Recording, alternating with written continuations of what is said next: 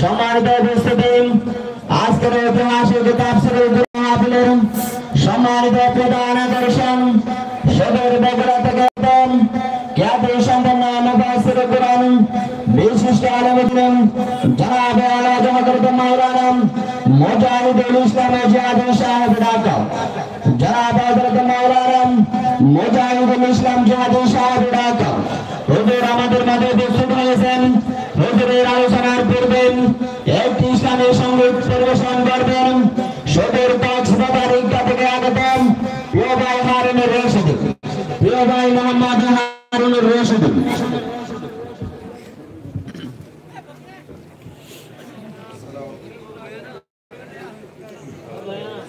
On করেন, on করেন, on করেন। আসসালামু আলাইকুম ওয়া রাহমাতুল্লাহি ওয়া বারাকাতুহু। আমরা বেগুন কেন শুন আই ওডিয়ার কদুয়ার স্থানীয় তো আই কোনো শিল্পী নয়, আই হুজুরের ফতে এসে আর কি তোমরা তো আর ভাষা বুঝুন ওই হুজুর আর প্রত্যেক বছর আগে আর হোটেল তাইয়ে আর হোটেল তাকে সেই সুবাদে হুজুরের ফতে আই যে আল্লাহর সামনে এসে আর কি আই শিল্পী নয়, যদি ভুল ত্রুটি থাকে ক্ষমা করে দিবেন। আই হুজুরের অনুরোধে উদ্যোগ গাই মিছিলে যাব মাগো আমি শহীদি মিছিলে যাব, মিছিলে যাব মাগো আমি শহীদি মিছিলে যাব। আল কোরআনের পথে আমার জীবন বিলিয়ে দেব, মিছিলে যাব মাগো আমি শহীদি মিছিলে যাব। আল কোরআনের পথে আমার জীবন বিলিয়ে দেব, মিছিলে যাব মাগো শহীদি মিছিলে যাব। মিছিলে আমি নই তো একা, সঙ্গে শত মুজাহিদ। মিছিলে আমি একা, সঙ্গে শত মুজাহিদ। তাদের স্লোগানে কাঁপে ধরণী, তাদের স্লোগানে কাঁপে ধরণী। বাগে মুখ পরে রবি বিদায় দাও মাসে মিছিলে ঝান্ডা তুলে নেব, মিছিলে যাব মাগো আমি শহীদি মিছিলে যাব। যদি না ফিরে মাগো আমি মিছিল শেষে বাড়ি, যদি না ফিরে মাগো আমি মিছিল শেষে বাড়ি। বুঝবে মা তুমি শহীদ হয়েছি, গিয়েছি তোমায় ছাড়ি। কেঁদো না তুমি মাগো আমার জান্নাতে এক হব, মিছিলে যাব মাগো আমি শহীদি মিছিলে যাব। আল কোরআনের পথে আমার জীবন বিলিয়ে দেব, মিছিলে যাব মাগো আমি শহীদি মিছিলে যাব। আসসালামু আলাইকুম ওয়া রাহমাতুল্লাহ। আলহামদুলিল্লাহ অসংখ্য ধন্যবাদ প্রিয় ভাই হারুনকে। সম্মানিত উপস্থিতি, এ পর্যায়ে আপনাদের সামনে আরেকটি ইসলামী সংগীত পরিবেশন করবেন আজকের ঐতিহাসিক তাফসীরুল কুরআন মাহফিলের সম্মানিত বিশেষ আকর্ষণ প্রিয় ভাই শিল্পী সাইফুল ইসলাম। প্রিয় ভাই শিল্পী সাইফুল ইসলাম।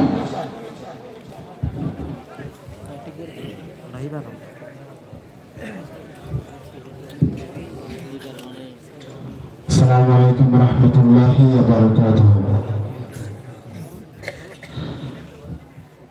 কানা সরবনিয়ার রাইয়া মুসলমান দেশে দেশে ভরগয়া হন তোর জীবনান রায়ন হারাই দিও সোনার গান রাইয়া প্রেম হাদের ভরন হারাই দিও সোনার গান রাইয়া প্রেম হাদের ভরন বন্যায় ফুলের বিছানাত ও ভাইয়ের দেশর হাতা ফরে মনত গায়ন হতে যাইব সোনার কানত দেশর হাতা ফরে মনত গায়ন হতে যাইব সোনার কানত ও ভাইয়ানি রে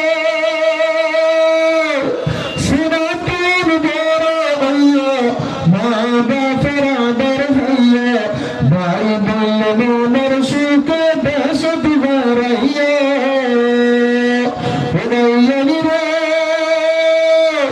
সিরাতুল বড় ভাইয়া মা বাপের আদর ভাইয়া ভাই বলল মনের সুখে দেশ দিবারাইয়া ফয়জাল জহরে লই দুঃখের সুখে হতা হই ফয়জাল জহরে লই দুঃখের সুখে হতা হই আড্ডা দিতে বই কানত ও ভাইয়ের দেশর হাত ভরে মনত ভাইয়েন হতে যাইব সোনার কানত ও ভাইয়ের রে সংসারের মায়াত ধরি আর কন্দেশত আর শাশুড়ি সংসদ সলতা ফরি আর হকল দহরি ও ভাইয়ানি রে সংসারের মায়াত ধরি জমিনত আর শাশুড়ি সংসদ সলতা ফরি আর হকল দহরি মনত হত শান্তি ভাইতা মিলজুল দিন হারাইতা দিলত হত শান্তি ভাইতা মনত হত শান্তি ভাইতা দেশ ফরাইলা পাইতা সোনা যায় ও বায়ন রে হত যাইব সোনার কানত ভাইন দেশর হতা ভরে বেমনাত ও বায়ন রে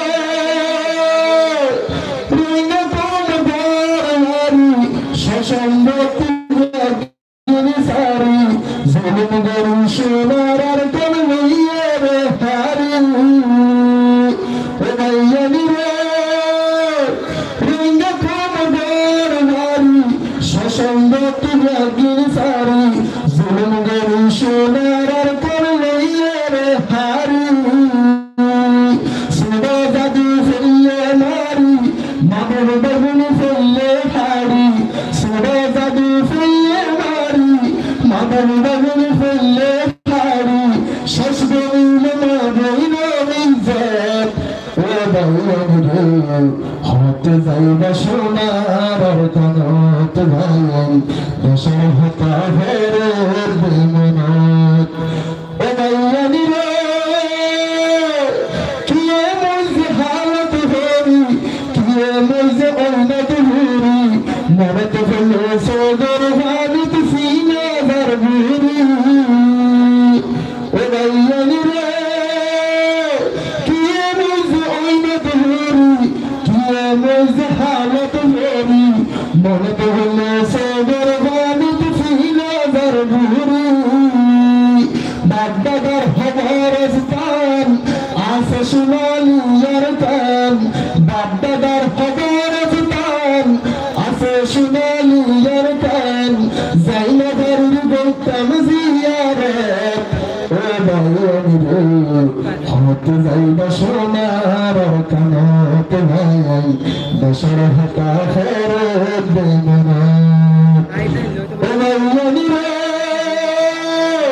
দেশ দেশ ওইদে ভাইয়া হারাই মারাই বুঝি ভাইয়া আর কান্দসর মত শান্তি তুইলে ভাইয়া বসলে বলিরে অঙ্গারে কিয়ে অজম মত গরে বসলে বলিরে অঙ্গারে কিয়ে অজম মত গরে আদর দয়া নাই রে মহাদেব ও বায়নি রে হাত যাইবা সোনার কানত ভাই দশর হাতা ফেরত দেবনা হাত যাইবা সোনার কানত ভাই দশর হাতা ফেরত দেবনা ভাই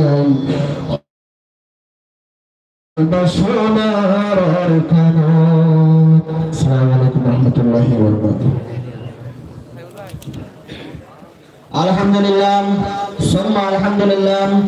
অসংখ্য ধন্যবাদ প্রিয় ভাই শিল্পী সাইফুল ইসলামকে। সম্মানিত দর্শক জনতা, ঐতিহ্যবাহী উপজেলার অন্তর্গত কুতুবআলম তরগাই ইউনিয়নের উদ্যোগে আজকের ঐতিহাসিক তাফসীরুল কুরআন মাহফিলের সভাপতি হিসেবে আসন আলোকিত করছেন অত্র এলাকার কৃতি সন্তান জনাব মোহাম্মদ সালাম। এই মুহূর্তে আপনাদের সামনে পবিত্র বিজ্ঞানময় কোরআন হাদিস থেকে মূল্যবান তাফসীর পেশ করবেন সদর বগুড়া থেকে আগত আন্তর্জাতিক খ্যাতি সম্পন্ন মুফাসসির কোরআন হযরতুল আল্লামা জনাব হযরত মাওলানা মুজাহিদুল ইসলাম জিহাদি সাহেব ঢাকা। হযরতুল আল্লামা জনাব হযরত মাওলানা মুজাহিদুল ইসলাম জিহাদি সাহেব ঢাকা। নারে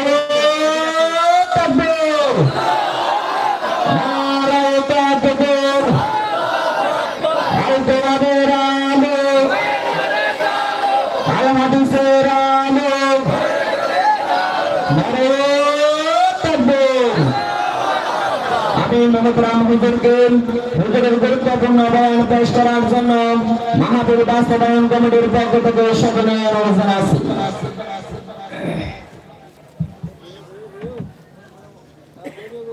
السلام عليكم ورحمة الله وبركاته.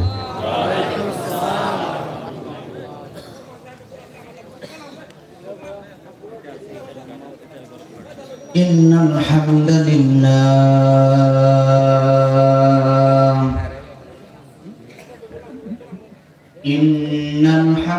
لله الأكرم الذي خلق الإنسان وكرم وعلمه من البيان ما لم يعلم فسبحان الذي لا إحصاء امتنانه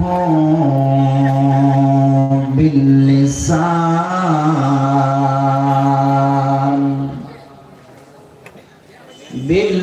بلسانه ولا بالقلم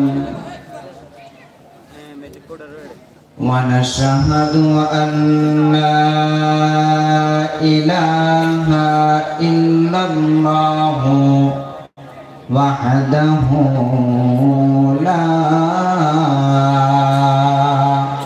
شريك له ونشهد أن سيدنا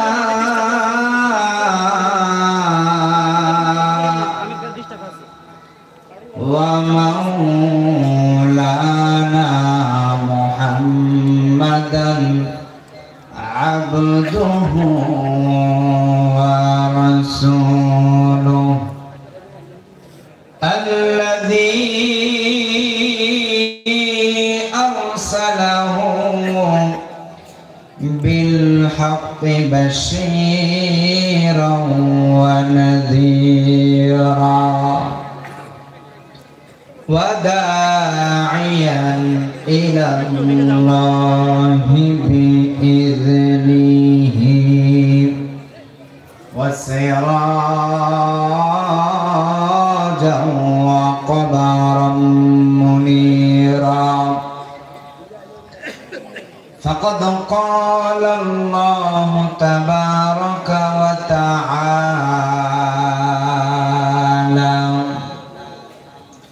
في كلامه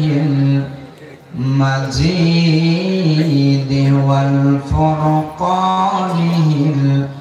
الحميد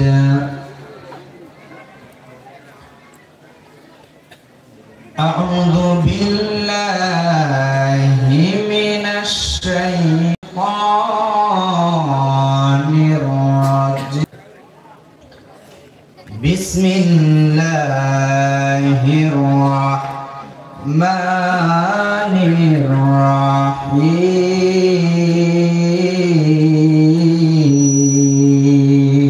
الرحيم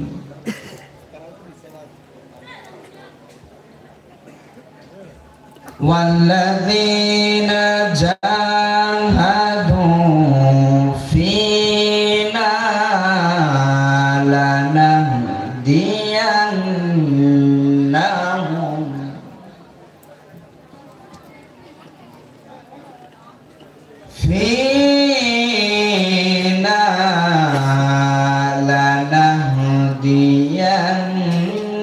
لنهدينهم سبلنا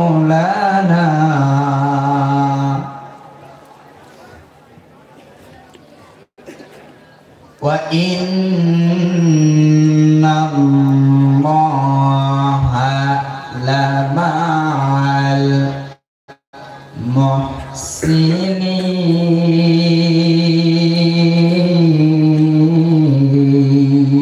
المحسنين الله أكبر بسم الله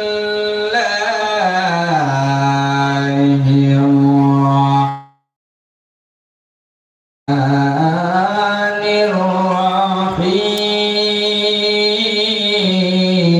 الرحيم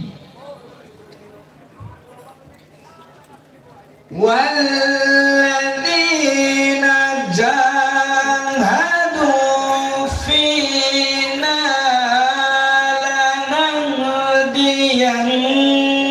لنهدينهم سبلنا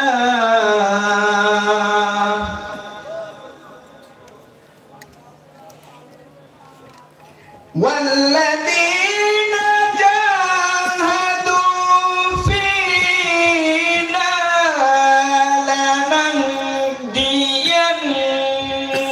لنهدينهم سبلنا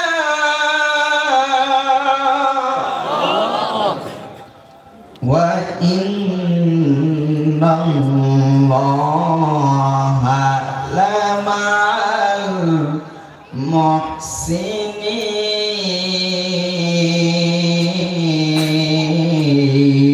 المحسنين صدق الله العظيم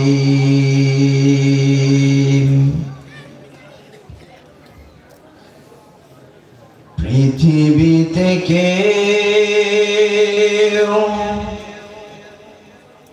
স্থায়ী হয় না কখনো সে ফিরাউন কে বানামরূপ কেউ ভাবে চিরকাল রয় না ঠিক না পৃথিবীতে কি কেউ স্থায়ী কথা বলি স্থায়ী পৃথিবীতে এসেছিল ফেরাউন এসেছিল নমরুদের মতো অনেক ক্ষমতাশীল যে ফেরাউন কিনা ইশারা করলে আসমান থেকে বৃষ্টি বর্ষণ হইতো। তাহলে ফেরাউনের শক্তি কম ছিল না বেশি? এখানে এটাই বলা হচ্ছে যে পৃথিবীতে কেউ স্থায়ী নয়। সেটা হতে পারে ফেরাউন, হতে পারে নমরুদ, হতে পারে সেই মায়ানমারের স্বৈরচার অং সান সু চি, কথা বলেন না কেন? হতে পারে বাংলাদেশের স্বৈরচারদের ভিতরে অন্যতম স্বৈরচার শেখ হাসিনা। পৃথিবীতে কেউ, কথা বলেন, কেউ স্থায়ী নয়। ফেরাউনের পতন হয়েছে কি হয় নাই? কথা বলেন, হয়েছে কি হয় নাই? নমরুদের পতন হয়েছে কি হয় নাই? অং সান সু চির পতন হয়েছে। যেই সেনা সৈন্যগুলো আরাকানের মুসলমানদের বিরুদ্ধে ছিল, তাদেরও পতন ইনশাআল্লাহ ঘটবে। কথা বলেন না কেন? এ কথাই বলতেছে। হকনা সে ফিরাউন কি বা নমরুদ, কেউ ভাবে চিরকাল রয় না। চলে যাই সব ছেড়ে যেতে হয়, মৃত্যু মানে না কোনো পরাজয়। চলে যাই যেতে হবে, চলে যাই সব ছেড়ে যেতে হয়, মৃত্যু মানে না কোনো পরিচয়। সব রাজা মহারাজা আর মহাবীর, কাউকে সে অবকাশ দেয় না। শ্রেষ্ঠ ছিল না, মৃত্যু তাকে ছেড়ে দিল না। থেকে গেছে তার সব স্মৃতিচিহ্ন, থেকে গেছে তার সব স্মৃতিচিহ্ন। কেউ আজ তার কথা কয় না। পৃথিবীতে কেউ স্থায়ী হয় না। হকনা সে ফিরাউন কি বা হাসিনা, কেউ ভাবে চিরকাল রয় না, কেউ ভাবে চিরকাল রয় না। এই সেই পিরামিড দাঁড়িয়ে আকাশের দিকে মাথা বাড়িয়ে, ইতিহাস হয়ে আছে, ইতিহাস হয়ে আছে চিরকাল। ফিরাউন শুধু ভবে রয় না, নীল নদ আজও আছে, থাকবে চিরদিন, সত্যকে ডাকবে। ডেকে ডেকে বলে যাবে, ডেকে ডেকে বলে যাবে দিন রাত। কেউ যেন ফিরাউন হয় না, কেউ যেন অং সান সু চি হয় না, কেউ যেন নমরুদ হয় না, কেউ যেন হাসিনা হয় না। খারাপ লাগে আপনাদের? আপনারা সবাই কেন আছেন? কথা বলেন, কেন আছেন? খানা খাইছেন না আপনারা? খাইছেন? আপনার সবাই কি ক্লান্ত? আপনাকে ঘুমান্ত না জাগ্রত? কথা বলেন, ঘুমান্ত না জাগ্রত? একটা তাকবীর হবে, তাকবীরেই মুসলমানদের পরিচয়। কথা বলেন না কেন? একটা তাকবীর হবে, সবাই আপনারা জবাব দিতে পারবেন তো?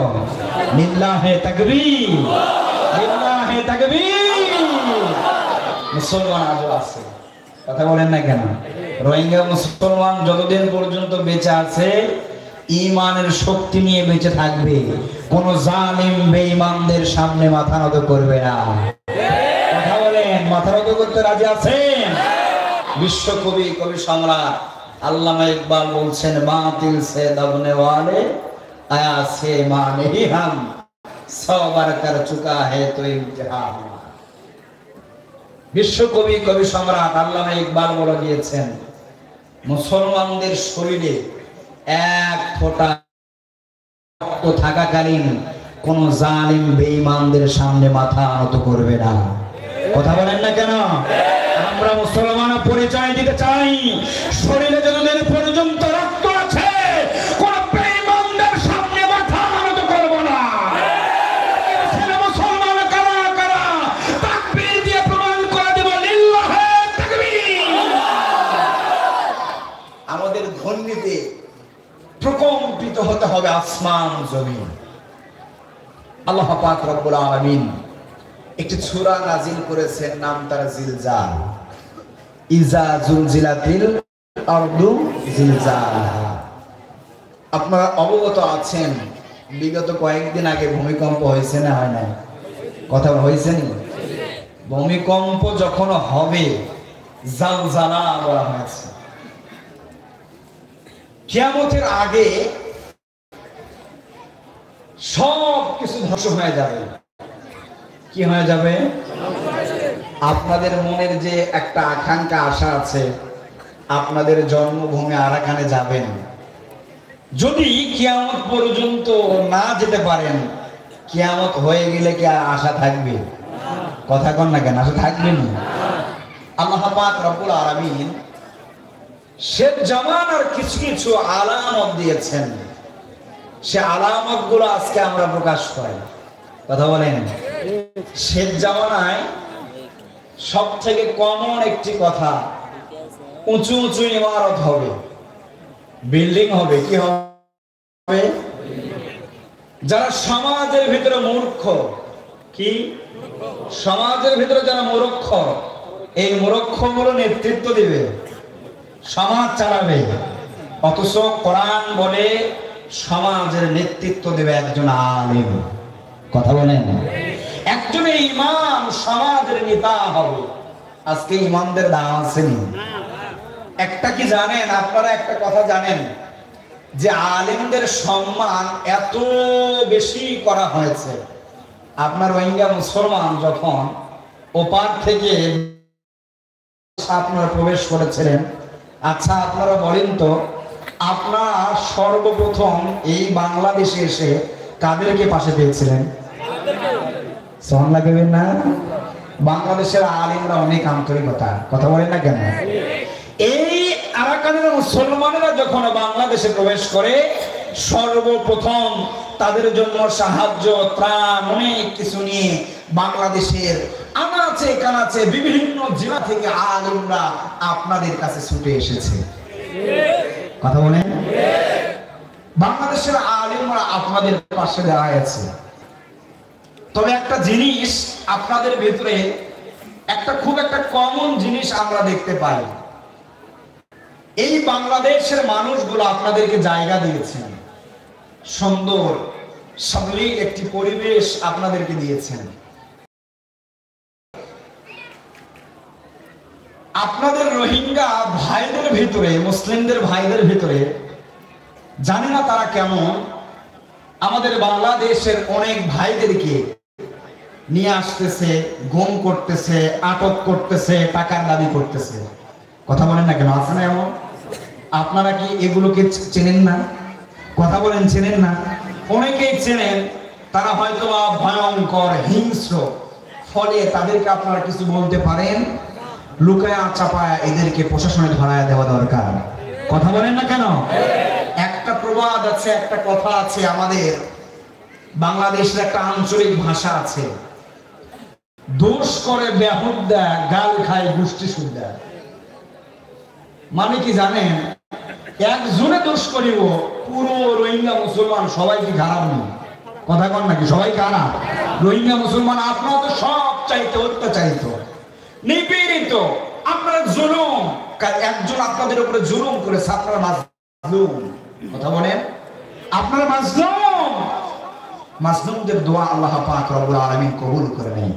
এজন্য আপনাদের কাছে কর জোরে একটা অনুরোধ করে যাব আজকের মাহফিল থেকে, আপনাদের ভিতরে যারা হিংস্র, যারা সন্ত্রাসীর কাজ করে, যারা বেঈমানি করে, লুটপাটের সঙ্গে যারা জড়িত আছে, এদেরকে অচিরে অবিলম্বে আপনাদের রোহিঙ্গা ক্যাম্পে যারা নেতৃত্ব দেয়, তাদের নেতৃত্বে এদেরকে প্রশাসনের আওতায় নিয়ে আসবেন ইনশাআল্লাহ। পারবেন তো আপনারা? কারণ অন্যায়ের প্রশ্রয় আমরা কোথাও দিব। আপনাদের একটা নিউজ শুনলাম, শুনে খুব খুশি লাগলো। যে সেনা সৈন্যগুলো আপনাদের উপরে অত্যাচার করেছিল, আরেকটা জাতি আছে মগবাড়ি নাকি মগবাড়ি, আচ্ছা ভাই, বাংলাদেশে দুই দল ঠোকরা ঠুকরি হওয়ার কারণে একদল বিদায়, কথা কন, আরেক দল খাওয়ার জন্য একদম ঝাঁপায় বসে। তো ওরা দুইজন, দুই কুত্তা যখন লাগায় গেছে, আমার মন বলে দুই কুত্তা যখন একসঙ্গে লাগায় গেছে, এক কুত্তার একদম যদি একটু বিজয় হয়, ওই কুত্তাগুলো চাইবে আমরা যে ভালো আছি, আমার দেশের যে মুসলিমগুলো নির্যাতিত আছে, বাংলাদেশে আছে, এদেরকে যদি আমরা আরাকানে নিয়ে আসতে পারি, আমরা আরো ভালো থাকতে পারবো। সুবহানাল্লাহ কইবেন না? ইসলামের পতাকা যেখানেই অত্যাচার, জুলুম, যেখানে নিপীড়িত মুসলমান, সেখানে আল্লাহ পাক রব্বুল আলামিন ইসলামের কালিমার পতাকা উঁচু করে রেখেছেন। সুবহানাল্লাহ। এখানে আয়াতে কারিমা তেলাওয়াত করেছেন। অল্প সময় আপনাদের মাঝে থাকবো। আমি অনেক আগে এসেছি, আপনাদের ভালোবাসা গত বছর এসেছিলাম, আলহামদুলিল্লাহ। আপনাদের মাহফিলগুলো স্মরণীয় হয়ে থাকে। আলোচনার সূচনা শুরুর আগে আপনাদের কাছে একটি আবেদন করবো, একটি কথা বলবো, আপনারা রাখতে পারবেন? যতগুলো মানুষ আছেন সবাই শেষ পর্যন্ত থাকতে পারবেন তো? থাকতে পারবেন তো ইনশাআল্লাহ? ভাই, আপনারা সবাই ইনশাআল্লাহ কইছেন, কথা দিয়েছেন। আল্লাহ পাক রব্বুল আলামিনের কাছে কিন্তু রেকর্ড হয়ে গিয়েছে। কথা দিয়ে যারা কথা রাখে না, এরা কিন্তু মুনাফিকের ভাই। কথা কন, আপনারা সবাই থাকবেন তো ইনশাআল্লাহ? সম্মানিত ভাইরা আমার, যারা আমরা পারি, আসুন যে আয়াত পড়েছি, সোনালি একটি আয়াত, আয়াতের সরল একটি অনুবাদ আপনাদের সামনে আমি করে নিব। আল্লাহ পাক রব্বুল আলামিন সুন্দর করে বলছেন, ওয়াল্লাযীনা জাহাদু ফীনা লানাহদিয়ান্নাহুম সুবুলানা ওয়া ইন্নাল্লাহা লামাআল মুহসিনিন। আল্লাহ পাক রব্বুল আলামিন বলছেন, যারা আমি আল্লাহর উদ্দেশ্যে সংগ্রাম করে, কি করে? কথা বলেন, যারা আমি আল্লাহর উদ্দেশ্যে সংগ্রাম করে, আমি আল্লাহ পাক রব্বুল আলামিন তাদেরকে আমি রবের পথে পরিচালিত করি। সুবহানাল্লাহ কইবেন না? যারা আমি আল্লাহর পথে কি করে? সংগ্রাম অর্থাৎ জিহাদের।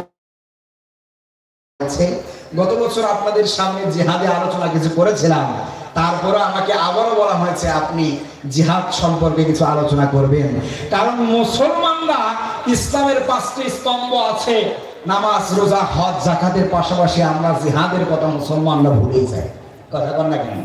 নামাজ যেমন ফরজ, মুসলমানদের উপরে যখন অত্যাচার আসবে, মুসলমানদের উপরে যখন জুলুম আসবে, তাদের উপরে জিহাদ করাও, ইসলামের পতাকাটা, কালিমার পতাকাটা আঁকড়ে ধরে কোরআনের রাষ্ট্র কায়েম করা, ইসলামের রাষ্ট্র কায়েম করা মুসলমানদের উপরে ফরজ হয়ে যায়।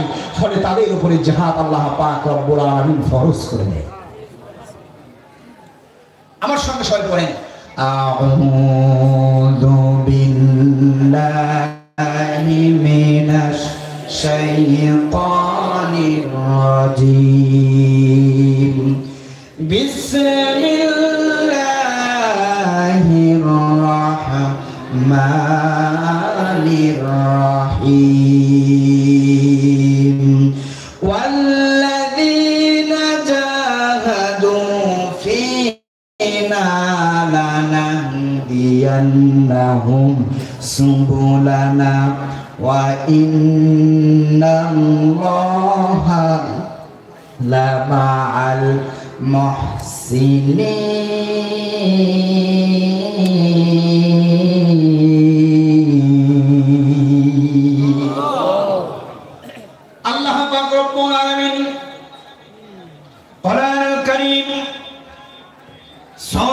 আনকাবুত আয়াত নাম্বার 69 রব্বুল আলামিন কত সুন্দর করে জানিয়ে দিলেন, যারা আমি আল্লাহ পাক রব্বুল আলামিনের উদ্দেশ্যে যারা সংগ্রাম করে, উদ্দেশ্যকার কথা বলেন, উদ্দেশ্যকার, যারা আমি আল্লাহ পাক রব্বুল আলামিনের উদ্দেশ্য যারা সংগ্রাম করে, আমি আল্লাহ পাক রব্বুল আলামিন তাদেরকে আমি রবের পথে পরিচালিত করে দিই। আল্লাহ পাক রব্বুল আলামিন আয়াতের শেষে বলছেন, ওয়া ইন্নাল্লাহা লামাআল মুহসিনিন। আর আমি আল্লাহ পাক রব্বুল আলামিন ঘোষণা দিয়ে দিলাম, যারা সৎকর্মশীল, যারা আমি আল্লাহ পাক রব্বুল আলামিনের পথে থাকে, যারা আমি আল্লাহ পাক রব্বুল আলামিনের পথে সংগ্রাম করে, আমি আল্লাহ পাক রব্বুল আলামিন তাদের সঙ্গী হয়ে যায়। আল্লাহ যদি আমার আপনার সঙ্গী হয়, দুনিয়াতে আর কারো দরকার হবে। যে বিষয়ে আলোচনা করব, জিহাদ সম্পর্কে আলোচনা করব, আজকের আলোচনার বিষয় কোরআন হাদিসের আলোকে একটি পূর্ণাঙ্গ ইসলামী প্রবন্ধ ইসলামের দৃষ্টিকোণে জিহাদের ভাষাগত সংজ্ঞা এবং জিহাদের কয়টি ধরন আল্লাহ পাক রব্বুল আলামিন কোরআন হাদিস অনুযায়ী রেফারেন্স দিয়েছেন। জিহাদের কয়টা ধরন আছে, এই কয়েকটি ধরন যদি আপনারা দেখতে চান বা দেখতে পান, তাহলে জিহাদের জন্য, যুদ্ধের জন্য আমাদের প্রস্তুত হয়ে যুদ্ধের ময়দানে আমাদের ঝাঁপিয়ে পড়তে হবে। এক নাম্বার, নফসের বিরুদ্ধে। কিসের বিরুদ্ধে? আমাদের নফস আছে না? নাই আছে না? আমাদের নফস তো সব থেকে বেশি ডিস্টার্ব করে। কখনো আমরা অনেকে মনে মনে ভাবি যে না, এখানে আছে, একটু শান্তিতে আছে, আমার দেশে যাওয়ার দরকার নাই। আমার মুসলমান, আপনাদেরকে একটা কথা বলে যেতে চাই, শুধু বাংলাদেশেই নয়, যেখানে কালিমার পতাকা উত্তোলিত হবে, আল্লাহ পাক রব্বুল আলামিন বলেছেন, যেখানে জুলুম, যদি আমার মুসলমানেরা, আমার সঙ্গীরা, আমার বান্দারা যদি সেখানে আমার কালিমার পতাকা উত্তোলন করার জন্য, কোরআনকে বিজয় করার জন্য সংগ্রাম করে, প্রচেষ্টা চালাই, আর আল্লাহ পাক রব্বুল আলামিন কালিমার পতাকা উত্তোলন করে দেয়। তাহলে আরকানের মাটিতে, পট্টভূমিতে কালিমার পতাকা উত্তোলন করার দরকার আছে না নাই? কথা বলে আছে না? প্রস্তুত আছেন আপনারা? দুই নম্বরে, শয়তানের বিরুদ্ধে জিহাদ। কার বিরুদ্ধে? শয়তানের বিরুদ্ধে। তিন নম্বরে, জ্ঞানের জিহাদ। চার নম্বরে, দাওয়াতি জিহাদ। পাঁচ নম্বরে, সত্য ন্যায়ের জিহাদ। আসলে তো আপনারা সত্য, যে সেনা সৈন্যরা আছে, স্বৈরচার গুলো আছে, এরা তো মিথ্যা। কথা বলেন না কেন? এরা তো কোরআনের আইন চায় না, এরা তো ইসলামের রাষ্ট্র চায় না, তাহলে এরা মিথ্যা। সত্য এবং মিথ্যা, অর্থাৎ সত্যর পক্ষে লড়তে হবে, মিথ্যাকে কখনো প্রশ্রয় দেওয়া চলবে? কথা বলেন, চলবে? যখন মিথ্যার আবির্ভাব হবে, আমাদের জন্য জিহাদ করা আমাদের উপরে ফরজ হয়ে যাবে। 6 নম্বরে, আত্মরক্ষামূলক যুদ্ধ। কি মূলক? এটা আপনাদের জন্য জরুরি। আত্মরক্ষার দরকার আছে না নাই? আমাদের এই বাংলাদেশের সরকার যদি আজ থেকে সরকারিভাবে যদি একদম নিউজ ক্লিয়ার করে দেয়, আগামীকাল থেকে আমার দেশের কোনো সেই উখিয়াতে রোহিঙ্গা ক্যাম্পে রোহিঙ্গা মুসলমান কেউ থাকতে পারে, যদি থাকে তাদেরকে প্রশাসনিকভাবে আইনের আওতায় নেওয়ার ব্যবস্থা করা হবে। তাহলে আপনারা কোথায় যাবেন? কথা বলেন, কোথায় যাবেন? পালানোর জায়গা আছে, যাওয়ার জায়গা আছে। আপনারা নিজের দেশ ছেড়ে বাংলাদেশে এসেছেন, সব থেকে বড় মাজলুম আপনারা। আত্মরক্ষার জন্য আপনাদের জিহাদ করতে হবে। কথা বলেন না কেন?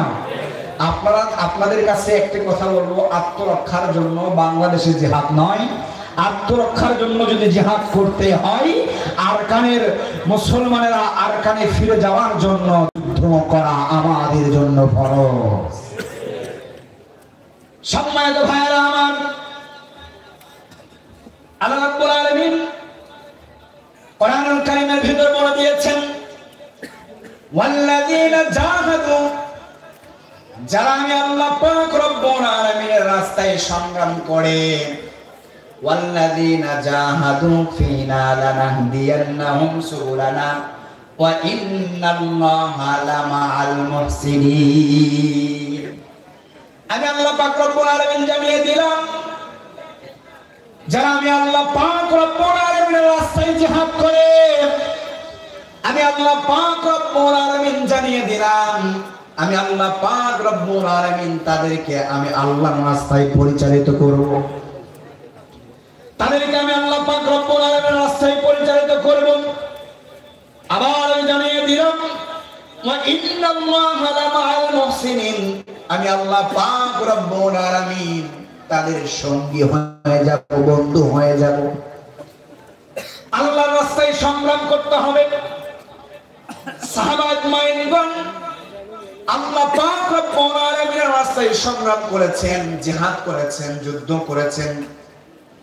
বিশ্ব নবীজি আমার ৭২টি যুদ্ধের সেনাপতি ছিলেন। আমার নবীজি যুদ্ধ করেছেন, সাহাবা আজমাইনরা যুদ্ধে গিয়েছেন, শহীদ হয়েছেন, জীবন দিয়েছেন।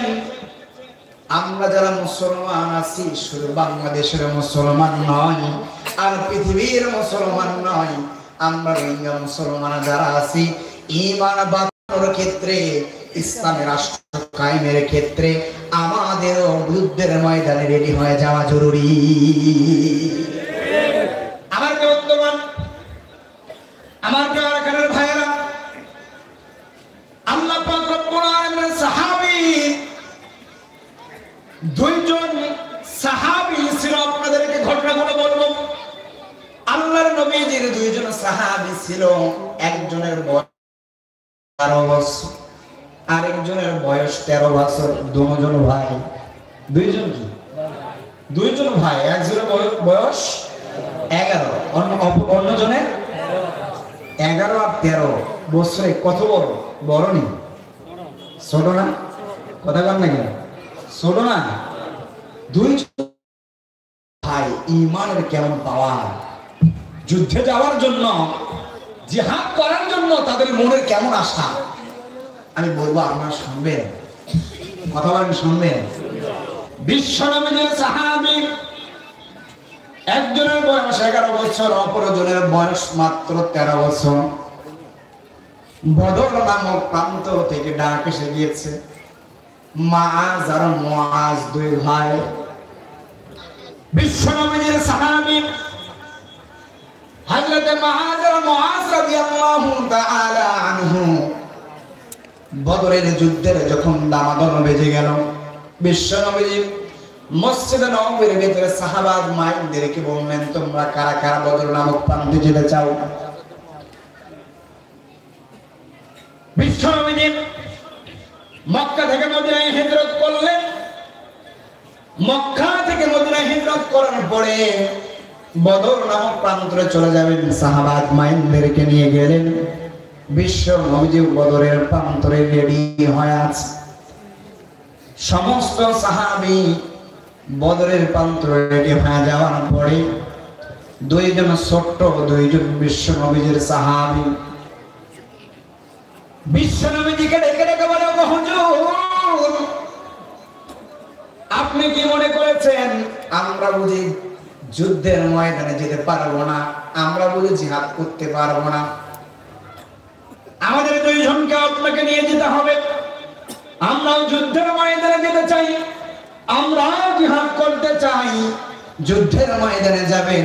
বিশ্ব নবীজি ছোট্ট দুটো বাচ্চার দিকে তাকায় তাকায় বিশ্ব নবীজি দেখতেছেন ছোট্ট দুইটা বাচ্চা। জিহাদের এত অনুপ্রেরণা, এত চিন্তা, এত ভাবনা, এত উৎসাহিত। বিশ্ব নবীজি অবাক হয়ে গেলেন। অবাক হয়ে দুইজনের কথাগুলো শ্রবণ করেন। যে 11 বছর মুআজ আর মুআজ, এই মুআজ আর মুআজ 11 বছর 13 বছর বিশ্ব নবীকে ডেকে ডেকে বলতেছেন। মুআজ ডেকে ডেকে বলেন, নবীজি। মুআজ এবার বিশ্ব নবীকে ডেকে ডেকে বলতেছেন, ছোট একটু ছোট। বিশ্ব নবীকে ডেকে ডেকে বলেন, ওগো হুজুর, আপনি কি মনে করতেছেন আমরা যুদ্ধে যেতে পারবো না? বা আমি ছোট থেকে আপনি মনে করতেছেন যুদ্ধের ময়দানে গিয়ে আমি যুদ্ধ করতে পারবো না, আমার ভাই যুদ্ধ করতে পারবে? আমার মনে হয় কোনো শক্তি নাই। ওগো নবীজি, আপনি আমার পরীক্ষা করতে পারেন। আমাদের দুইটা ভাই শক্তির পরীক্ষার জন্য আপনি একটা শক্তির পরীক্ষা নিতে পারেন। দুইজনকে কুস্তি লড়াই দিতে পারেন। কিসের লড়াই? কথা বলেন। দুইজনকে কুস্তির লড়াই দিতে পারেন। বিশ্বনবী তাই করলেন, দুই ভাইকে কুস্তির লড়াই দিয়ে দিলেন। বড় ভাই যখন ছোট ভাইয়ের কুস্তি লড়াই করতে করতে ছোট ভাইয়ের বুকের উপরে উঠে বসে দিয়েছে। ছোট ভাই বড় ভাইকে ডেকে ডেকে বলে, কানে কানে ডেকে ডেকে বলতেছে, ও ভাই, দুইজন তো একই মায়ের সন্তান, একসঙ্গে খেলাধুলা করি, একসঙ্গে খাই, একই সঙ্গে ঘুমাই। তোমার মা যেটা আমার মা সেটা, তোমার বাবাও যেটা আমার বাবা সেটা। অর্থাৎ আপনি একাই যুদ্ধের ময়দানে গিয়ে চলবে না, আমাকেও যুদ্ধের ময়দানে নিয়ে যেতে হবে। আপনি একটু শক্তি কমায় দেন। বিশ্বনবীকে রাসূলুল্লাহ সাল্লাল্লাহু আলাইহি ওয়াসাল্লামকে বুঝতে দেবেন না যে আমার একটু শক্তি কম। আপনি যখন একটু শক্তি কমায় দেবেন, আমি আপনার বুকের উপরে উঠে বসবো। আর নবীজি বুঝতে পারবেন আমারও যেমন শক্তি, আমারও আপনারও তেমন শক্তি। আল্লাহু আকবার। রাসূলুল্লাহ বুঝতে না পারে আমি ছোট থেকে আমার শক্তি কম। রাসূলুল্লাহ যেন বুঝতে না পারে, এবার নবীজি আমার ছোট্ট দুইটা বাচ্চার এই কর্মকাণ্ড গুলো দেখতেছিলেন আর মুস্কি মুস্কি নবীজি হাস। নবীজি আমার বললেন, যাও, দুইজনকে যুদ্ধের ময়দানে যাওয়ার জন্য অনুমতি দিয়ে দিলাম। সুবহানাল্লাহ করেন না। আজকে আমরা ছোট ছোট পোলামান দেখলে এত আদর যত্ন করি, এত মানে যত্ন করি। আমরা অন্তত পক্ষে যাব, কিন্তু বাচ্চাদের আমরা যেতে দিব? কথা বলেন না কেন? হযরত জাফর রাদিয়াল্লাহু তাআলা আনহু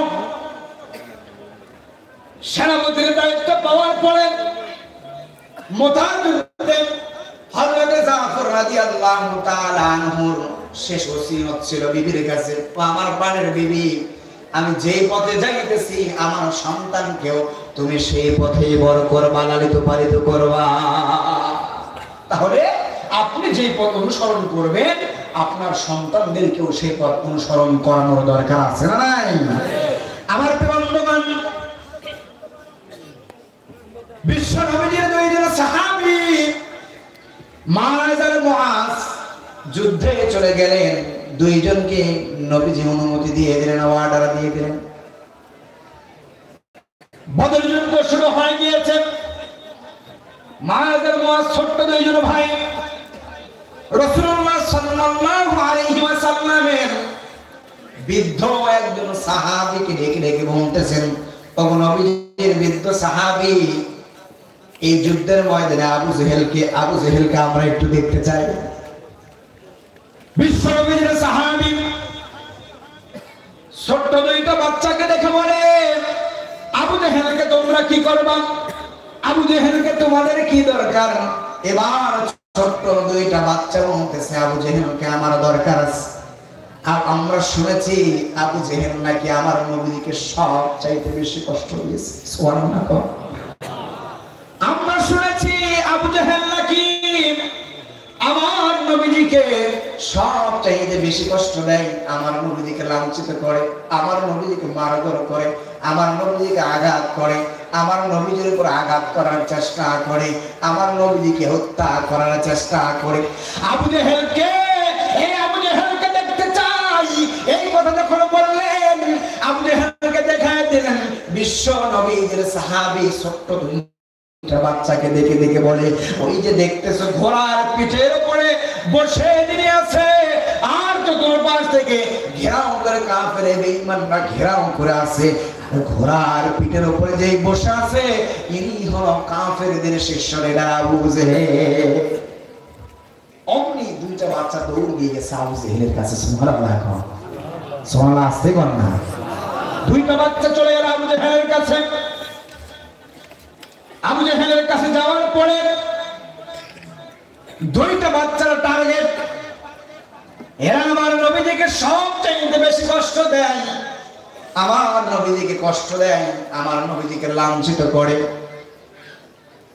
এদেরকে আমরা দুইজন হত্যা করে ফেলবো, কতল করে ফেলবো। আবু জেহেল কাফেরদের শীর্ষ লিডার। কে কথা বলে? যুগে যুগে জালেমদের পতন হয়েছে কেমন করে জানেন? নমরুদের পতন হয়েছে কি দিয়ে? কথা বল না। নমরুদের পতন হয়েছে ল্যাংড়া মশা দিয়ে। কি দিয়ে? ল্যাংড়া মশা দিয়ে পতন হয়েছে।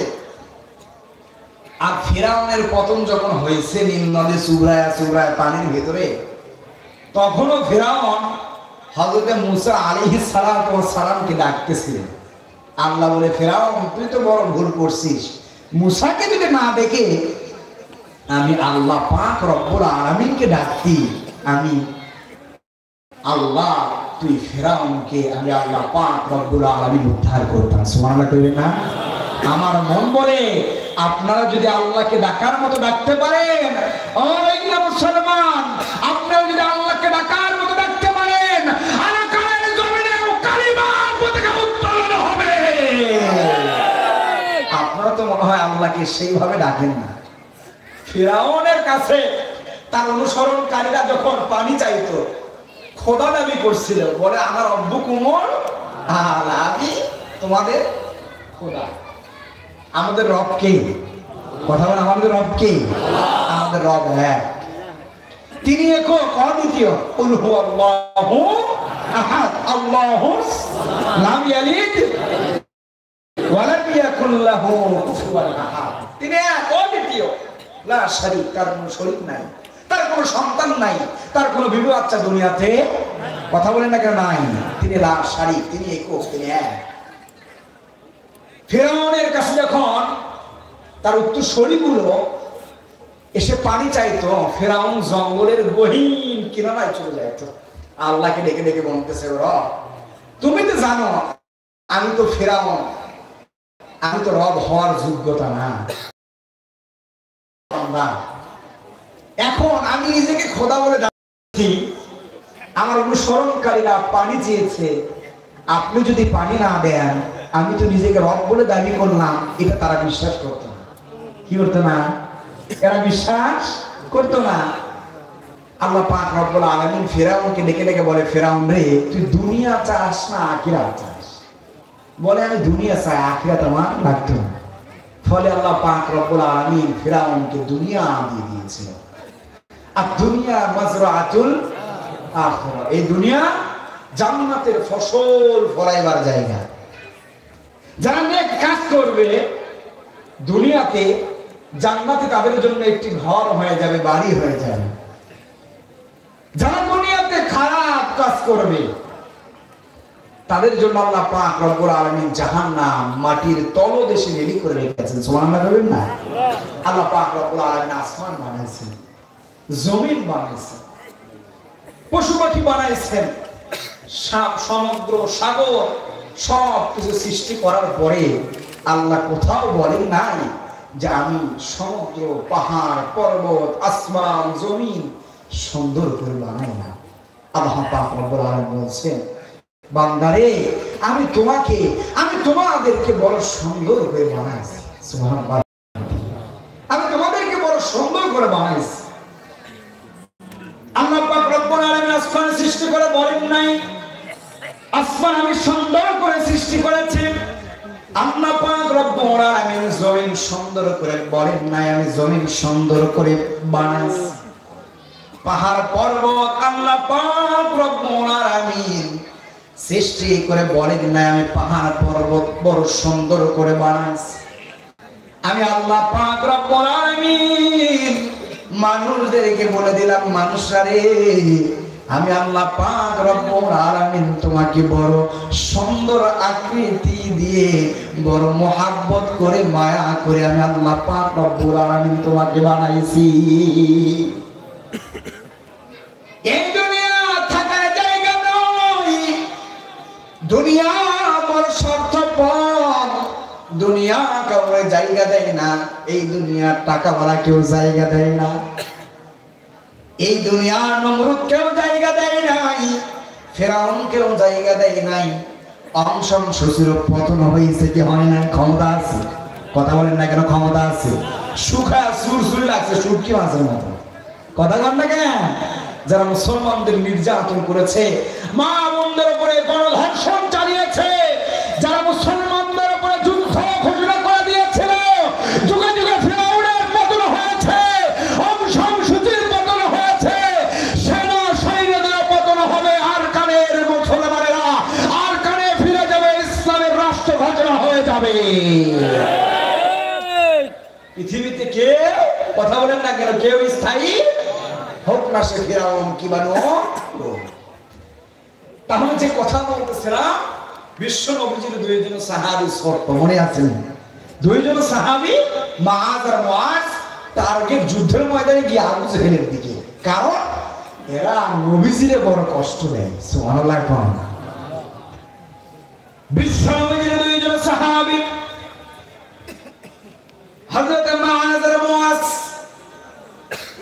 তলোয়ার নিয়ে চাতক পাখির ন্যায় এক দৌড় দিয়ে আবু জেহেলের দুইটা ভাই আবু জেহেলের দুই পাশে এমন ভাবে রেডি হয়ে গিয়েছেন তলোয়ার নিয়ে আবু জেহেলকে তলোয়ার দিয়ে আঘাত করবে, মাটিতে ফেলবে। মাটিতে ফেলার পরে আবু জেহেলকে দুইজন ভাই তলোয়ারের আঘাত করে আবু জেহেলের গর্দানটা দুনিয়া থেকে বিদায় করে দেবে। দুইজন ভাই পজিশন নিয়ে দুই পাশে দাঁড়িয়ে গেলেন। দুই পাশে দাঁড়িয়ে যাওয়ার পরে দুইজন ভাই এমন ভাবে পজিশন নিয়ে দাঁড়িয়ে গিয়েছেন, দাঁড়িয়ে যাওয়ার পরে মনের আশা আবু জেহেলকে হত্যা করবে, খতম করে ফেলবে। দুইজন ভাই ছোট্ট মানুষ, ঘোড়ার উপরে আবু জেহেল বসে, দুইজন ভাই, দুইজন ছোট্ট দুইজন ভাই আবু জেহেলের দুই পাশে দৌড় দিয়ে আবু জেহেলের ডান পাশে একজন পায়ে আঘাত করলেন, বাম পায়ে আঘাত করলেন। ওই যে আবু জেহেল ঘোড়ার উপর থেকে জমিনে পড়ে গেল, যতদিন পর্যন্ত বেঁচে ছিল আবু জেহেল দুই পায়ে ভর দিয়ে আর দাঁড়াতে পারেন না। সুবহানাল্লাহ কইবেন না? এই বাংলাদেশে খুনি হাসিনা পতন হওয়ার আগে আমার এই সোনার বাংলাদেশে স্টুডেন্ট ভাইদের আবদার ছিল কোটা। এই কোটার দাবি নিয়ে আন্দোলন করতে করতে ছোট থেকে নিয়ে কোলের শিশু, দুধের শিশুকে নিয়ে তারা যখন ময়দানে ঝাঁপিয়ে পড়েছে, মাত্র আধা ঘন্টা সময় দিয়েছিল। হাসিনা এখন ইন্ডিয়াতে দাদা বাবুদের কাছে গিয়ে ঘুমায়, কথা বলেন না কেন? বুবুজান এখন কোথায় ঘুমায়? কথা বলেন, কোথায় ঘুমায়? বুবুজান এখন ইন্ডিয়াতে ঘুমায়। বাংলাদেশে বুবুজানের ফাঁসির আদেশ হয়ে গিয়েছে। 4টা সেকশন থেকে আদেশ যখন হয়েছে, 4 অবস্থাতে তাকে ফাঁসির রায় কার্যকর করেছে।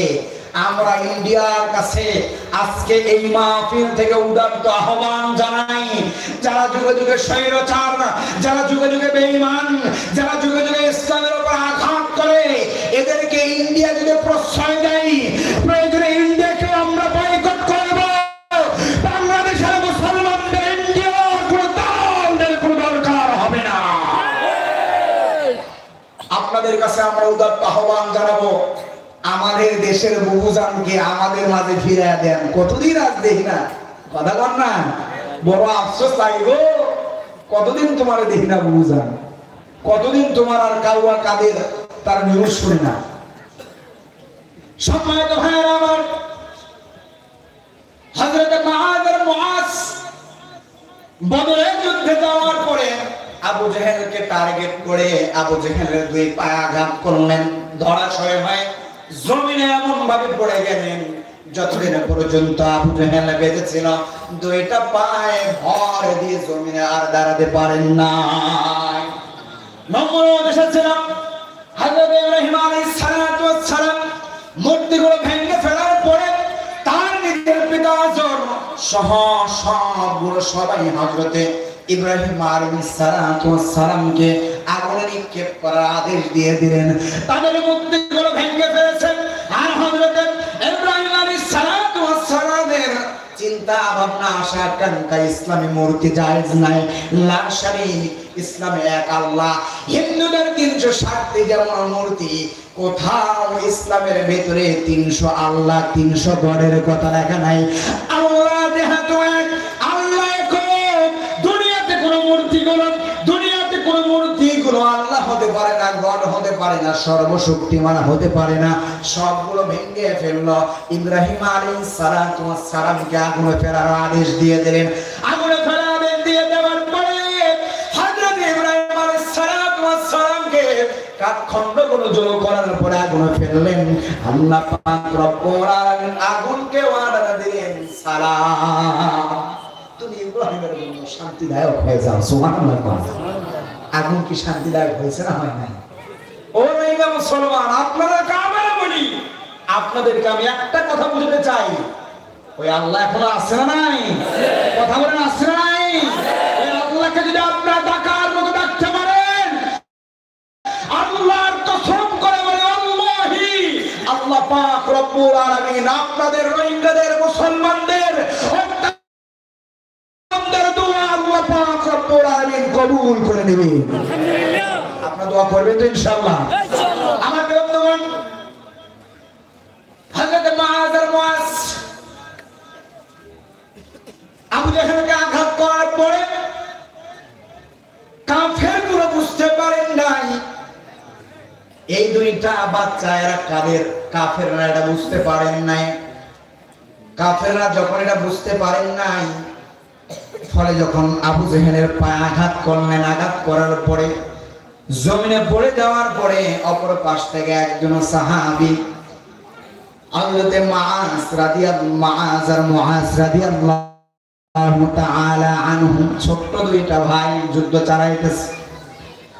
বড় ভাইয়ের হাতে তরবারি দিয়ে ডান হাতে এমনভাবে নিক্ষেপ করে ফেললেন, বাম হাতে তরবারি চালাই, বাম হাতে তরবারি চালাইতে চালাইতে ডান হাত গুলো ঝুলায় আছে। ডান পায়ের নিচে ডান হাতটা ফেলে এমন জোরে টান দিলেন, হাতটা আলাদা হয়ে গেল। বাম হাতে অপর পাশ থেকে একজন কাফের আঘাত করলেন। একজন কাফের আঘাত করার পরে বাম হাতটাও কেটে ফেললেন। অপর পাশ থেকে একজন কাফের বেঈমান এসে তার গর্দানে আঘাত করলেন। দেহ থেকে গর্দান আলাদা হয়ে গেল। আর বিশ্বের মুসলমানদেরকে জানিয়ে দিয়ে গেলেন, বদর নামক প্রান্ত থেকে জানিয়ে দিয়ে গেলেন 17ই রমজানুল মুবারক মাসে যুদ্ধ ছিল, বদরের যুদ্ধ। মানুষদেরকে জানিয়ে দিলেন, কুতিবা আলাইকুমুস সিয়ামু কামা কুতিবা আলাল্লাযিনা মিন ক্বাবলিকুম। রমজানুল মুবারক মাস শুধু সিয়াম পালনের মাস নয়, এই মাসে যদি আল্লাহর দ্বীন কায়েমের জন্য, ইসলামের রাষ্ট্র কায়েম করার জন্য, দ্বীন বিজয়ের জন্য ময়দানে যুদ্ধ ঘোষণা হয়ে যায়, রোজাকে পিছনে ফেরায়া ইসলামকে রক্ষা করার জন্য যুদ্ধের ময়দানে ঝাঁপিয়ে পড়া মুসলমানদের ঈমানি দায়িত্ব। রমজান মাস শুধু হক বাতিলের মাস, রমজান মাস শুধু অনাহারে থাকার মাস নয়, রমজান মাস হলো হক বাতিলের মাস। সুবহানাল্লাহ। রমজান কিসের মাস? কথা বলেন, কিসের মাস? 17 রমজান। সাহাবা আজমাইনরা 17 দিন অনাহারে থাকা অবস্থায় 17 দিনে গিয়ে যুদ্ধ করেছেন। আল্লাহ পাক রব্বুল আলামিন তাদেরকে সাহায্য করেছেন। সুবহানাল্লাহ করবেন না? আপনারা যদি সংখ্যায় কম হন, 313 জন সাহাবী ছিল। কয়জন? বদর যুদ্ধে কয়জন সাহাবী ছিল? আমার লোক বলেন না, কয়জন? 313 জন সাহাবী ছিল। কাফিরদের অস্ত্র শস্ত্র সহস্র বাহিনী। আল্লাহ পাক রব্বুল আলামিন বলছেন, আমি বদরের যুদ্ধে 1000 ফেরেশতা দিয়ে তোমাদেরকে সাহায্য করেছি। আমি জালিমদেরকে বিজয়, জালিমদেরকে পতন ঘটায় দিয়ে তোমাদেরকে আমি আল্লাহ পাক রব্বুল আলামিন বিজয় করে দিয়েছি। সুবহানাল্লাহ বলবেন না? তাহলে আল্লাহ পাক রব্বুল আলামিন যদি আমরা সংখ্যায় যদিও কম হয়, আমাদের যদি ঈমানের জোর থাকে, আল্লাহ পাক রব্বুল আলামিন তাহলে আমাদের সাহায্য করবেন। কথা ক্লিয়ার? কথা বলেন না কেন? কথা আমরা যে আয়াত বলছিলাম, একটা আয়াতের তরজমা করলে অনেক সময় লেগে যাবে, কিন্তু পূর্ণাঙ্গ কি হবে না, তরজমা শেষ। আল্লাহ পাক রব্বুল আলামিন তাহলে কি বলছিলেন? ওয়াল্লাযীনা জাহাদু, কথা বলেন, ওয়াল্লাযীনা জাহাদু ফীনা লানাহদিয়ান্নাহুম সুবুলানা ওয়া ইন্নাল্লাহা লা'মাআল মুহসিনিন। তাহলে বদর যুদ্ধের ঘটনা থেকে এই কথা ক্লিয়ার, আল্লাহ পাক বলছেন যে যারা আমার পথে সংগ্রাম করে সংখ্যায় যদি কম হয়, তাদেরকে আমি আমার রাস্তায় পরিচালিত করব। ওয়া ইন্নাল্লাহা লা'মাআল মুহসিনিন, আর আমি আল্লাহ পাক রব্বুল আলামিন জানিয়ে দিলাম আমি তাদের বন্ধু। আর আমি আল্লাহ যদি বন্ধু হয়ে যাই, সংখ্যায় যদি কম হয়, তারপরেও আমার বন্ধুর বিজয় আমি ঘটাই। সম্মানিত ভাইয়েরা আমার, আল্লাহ পাক রব্বুল আলামিন এই বদরের যুদ্ধে মুসলমানদের বিজয় করে দিয়েছেন।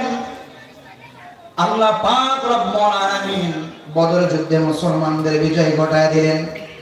আল্লাহ পাক রব্বুল আলামিন মুসলমানদের বিজয় দেওয়ার পরে রব্বুল আলামিন কত সুন্দর করে মানুষদের মাঝে মেসেজ দিয়ে গেলেন, মানুষেরা শুনে রাখো, জেনে রাখো, রমজান মুবারক মাস শুধু অনাহারে থাকার মাস নাই।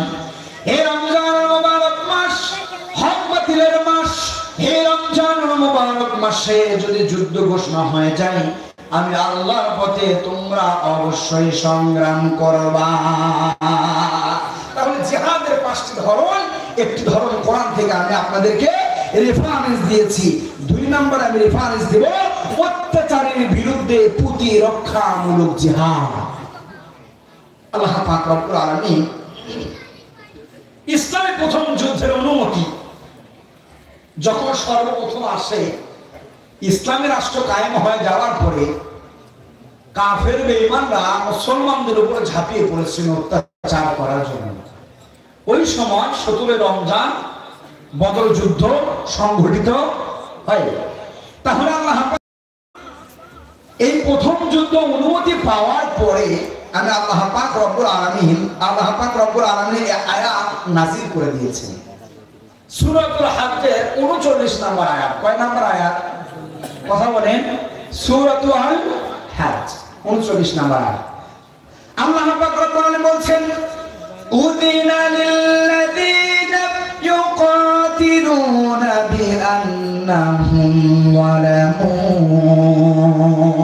আল্লাহ পাক রব্বুল আলামিন বলছেন, যাদের উপর অত্যাচার করা হয়, আপনাদের উপর অত্যাচার করা হয়, কথা বলেন না, অত্যাচার করা হয় না? আপনার তো দেশের জন্য এখনো নিজের জীবন দিতে প্রস্তুত আছেন, কথা বলেন না কেন? প্রস্তুত আছেন না?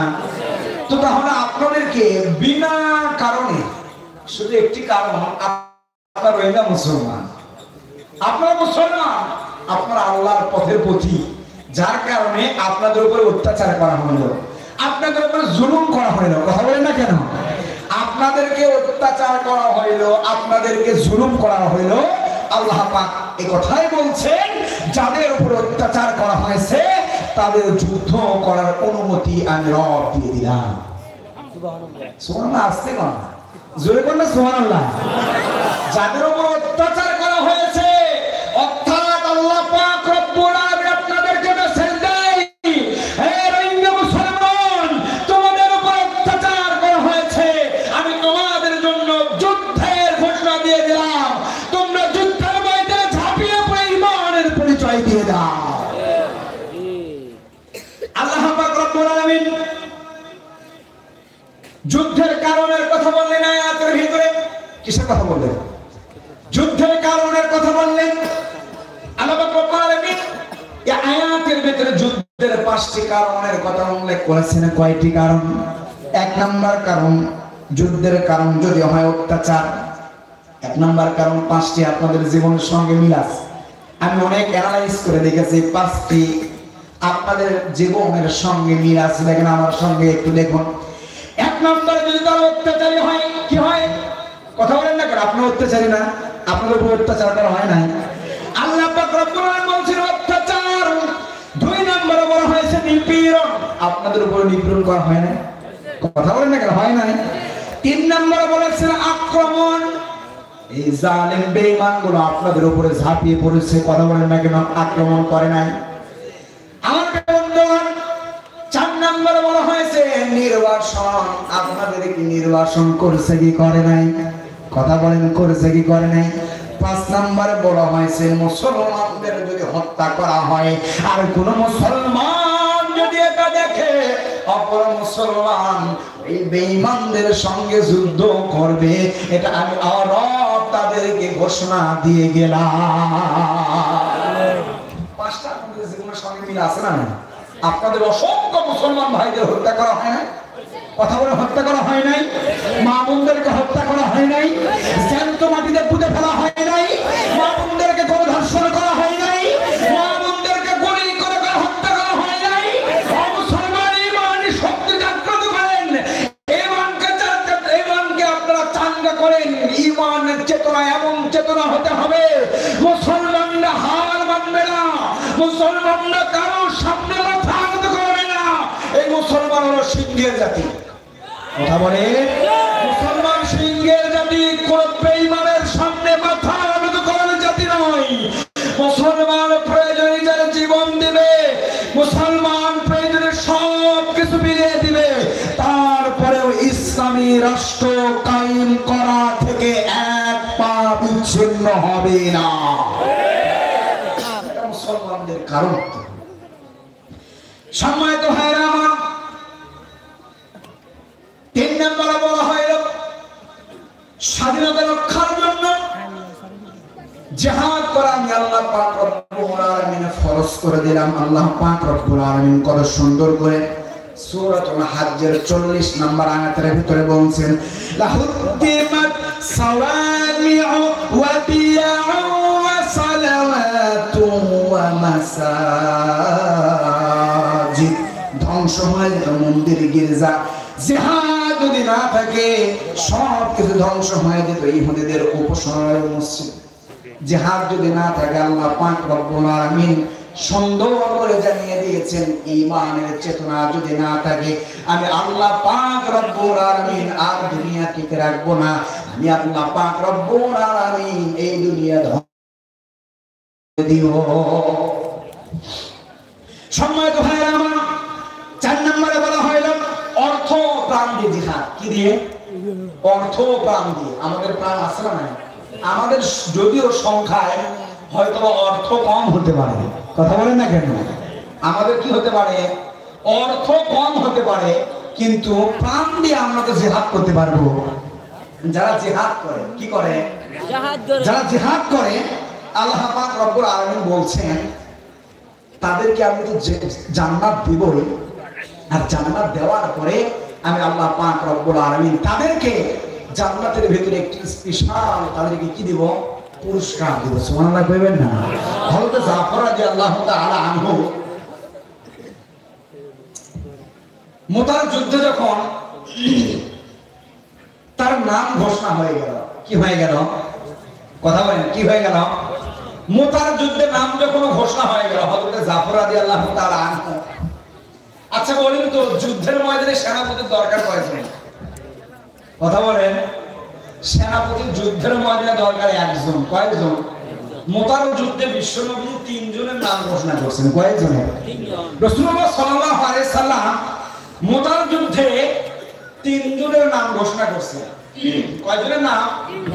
3 জনের নাম ঘোষণা করলেন। কেন করলেন? সাহাবা-ই-কেরামরা বুঝতে পেরেছেন যে 3 জনের নাম ঘোষণা করেছেন এরা আর কি করবে না, বাড়িতে ফিরে আসতে পারবে নির্ঘাত। এরা মুতার প্রান্তরে গিয়ে শহীদ হয়ে যাবে। সুবহানাল্লাহ বলেন। এই মুতার প্রান্তরে 2 নম্বরে নাম ঘোষণা করা হয়েছে হযরত জাফর রাদিয়াল্লাহু তাআলা আনহু। কার নাম ঘোষণা করা হয়েছে?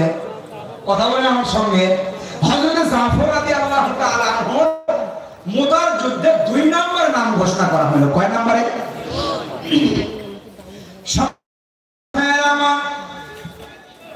আল্লাহ রাব্বুল আলামিন কোরআনুল কারীমের ভিতরে এই কথাই জানিয়ে দিলেন, তুজাহিদুনা ফি সাবিলিল্লাহি বিআমওয়ালিকুম وأنفسكم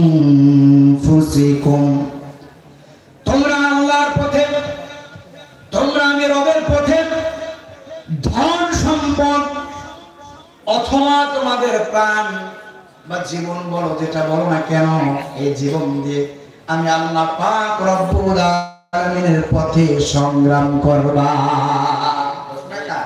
তুজাহিদুনা ফি সাবিলিল্লাহি বিআমওয়ালিকুম ওয়া আনফুসিকুম তোমরা আমি আল্লাহর রাস্তায় ধন সম্পদ অথবা জীবন দিয়ে সংগ্রাম করবে সুবহানাল্লাহ কইবেন না আল্লাহ পাক রব্বুল আলামিন যেহেতু জীবন দিয়ে সংগ্রাম করার কথা বললেন তাহলে জীবন যদি দিয়ে সংগ্রাম করতে পারি আল্লাহ পাক রব্বুল আলামিন আমাদেরকে অবশ্যই পুরস্কৃত করবেন মুতার যুদ্ধে বিশ্ব নবী সাহাবা মাইন্ডে রেডি করলেন আর এই মুতার যুদ্ধে 2 নম্বর সেনাপতি হযরত জাফর রাদিয়াল্লাহু তাআলা আনহু নাম ঘোষণা হয়ে যাওয়ার পরে জাফর রাদিয়াল্লাহু তাআলা যখন শহীদ হয়ে গিয়েছেন জান্নাতের ভিতরে আবু উবাইদা স্বপ্নে দেখে হযরত জাফর রাদিয়াল্লাহু তাআলা আনহু ফেরেশতার সঙ্গে উড়ে বেড়ায় সুবহানাল্লাহ বলেন না আবু উবাইদা স্বপ্নে যুগে দেখতেছে জাফর রাদিয়াল্লাহু তাআলা আনহু জান্নাতের ভিতরে উড়ে বেড়াইতেছে জাফর রাদিয়াল্লাহু তাআলা জিজ্ঞাসা করলো জাফর আল্লাহ পাক রব্বুল আলামিন তোমাকে কেন এত সম্মানিত করলেন জাফর রাদিয়াল্লাহু তাআলা আনহু বলতেছিলেন আমি শহীদ হওয়ার পরে আল্লাহ পাক রব্বুল আলামিন আমার শাহাদাতে খুশি হয়ে গিয়েছেন কি হয়ে গিয়েছেন আমার শাহাদাতে আল্লাহ পাক রব্বুল আলামিন খুশি হয়ে গিয়েছেন ফলে আল্লাহ পাক রব্বুল আলামিন আমাকে জিজ্ঞাসা করেছিলেন জাফর তুমি কি চাও তখন আমি বলেছি আল্লাহ আপনি আমাকে আবার জীবন দেন আমি জাফর আবার দুনিয়াতে যেতে চাই আবার যুদ্ধ করতে চাই আবার শহীদ হয়ে আপনার কাছে ফিরে আসতে চাই সুবহানাল্লাহ বিশ্বনবী সাহাবা মাইন্ড বলছো আমার সাহাবী আমার মাঝে মাঝে বারবার মন চাই আমি যুদ্ধ করি আমি শহীদ হয়ে যাই আবার আল্লাহ পাক রব্বুল আলামিন আমাকে জীবন দান করুক আবার আমি শহীদ হয়ে যাই আবার আমাকে জীবন দান করুক আবার আমি যুদ্ধ করি শহীদ হয়ে যাই নবীজির চাওয়া সুবহানাল্লাহ বলেন না তাহলে আমাদের চাওয়া যদি হয় যুদ্ধের ময়দানে গিয়ে শহীদ হওয়া তাহলে আমাদের পাওয়াটাও হবে চান না সুবহানাল্লাহ সম্মানিত ভাইরা আমার আল্লাহ পাক রব্বুল আলামিন সুন্দর করে জানিয়ে দিয়েছেন তুজাহিদুনা ফি সাবিলিল্লাহি বিআমওয়ালিকুম ওয়া আনফুসিকুম তোমরা আমি আল্লাহ পাক রব্বুল আলামিনের পথে ধন সম্পদ অথবা জীবন দিয়ে তোমরা সংগ্রাম করবা সাহাবা বাইরে জীবন দিয়েছেন ধন সম্পদ দিয়েছেন যে যতটুকু পেরেছেন যার বাড়িতে যতগুলো সম্পদ ছিল টাকা পয়সা ছিল স্বর্ণ ছিল গহনা ছিল তারা যুদ্ধের ময়দানে বিশ্ব নবীকে সাহায্য করেছেন যুদ্ধের ময়দানে যাওয়ার জন্য তারা স্বর্ণগুলো দান করে দিয়েছেন সম্পদগুলো দান করে দিয়েছেন উটগুলো দান করে দিয়েছেন আমার বন্ধুগণ মুতার যুদ্ধের কথা আপনাদেরকে বলে যাই এই মুতার যুদ্ধে বিশ্ব নবী 3 জন সাহাবীকে সেনাপতির দায়িত্ব দিয়ে পাঠিয়ে দিলেন মুতা নামক প্রান্ত বিশ্ব নবীজি মুতার প্রান্তরে যান নাই 3 জন সাহাবীকে পাঠিয়ে দিলেন মুতার প্রান্তরে পাঠিয়ে দেওয়ার পরে বিশ্ব নবী মুতার প্রান্তরে পাঠিয়ে দিলেন 3 জন সাহাবীর নাম ঘোষণা করলেন নাম ঘোষণা করার পরে 3 জন সাহাবীকে বললেন যাও তোমরা বাড়িতে গিয়ে বিদায় নিয়ে আস সর্বপ্রথম বিশ্ব নবী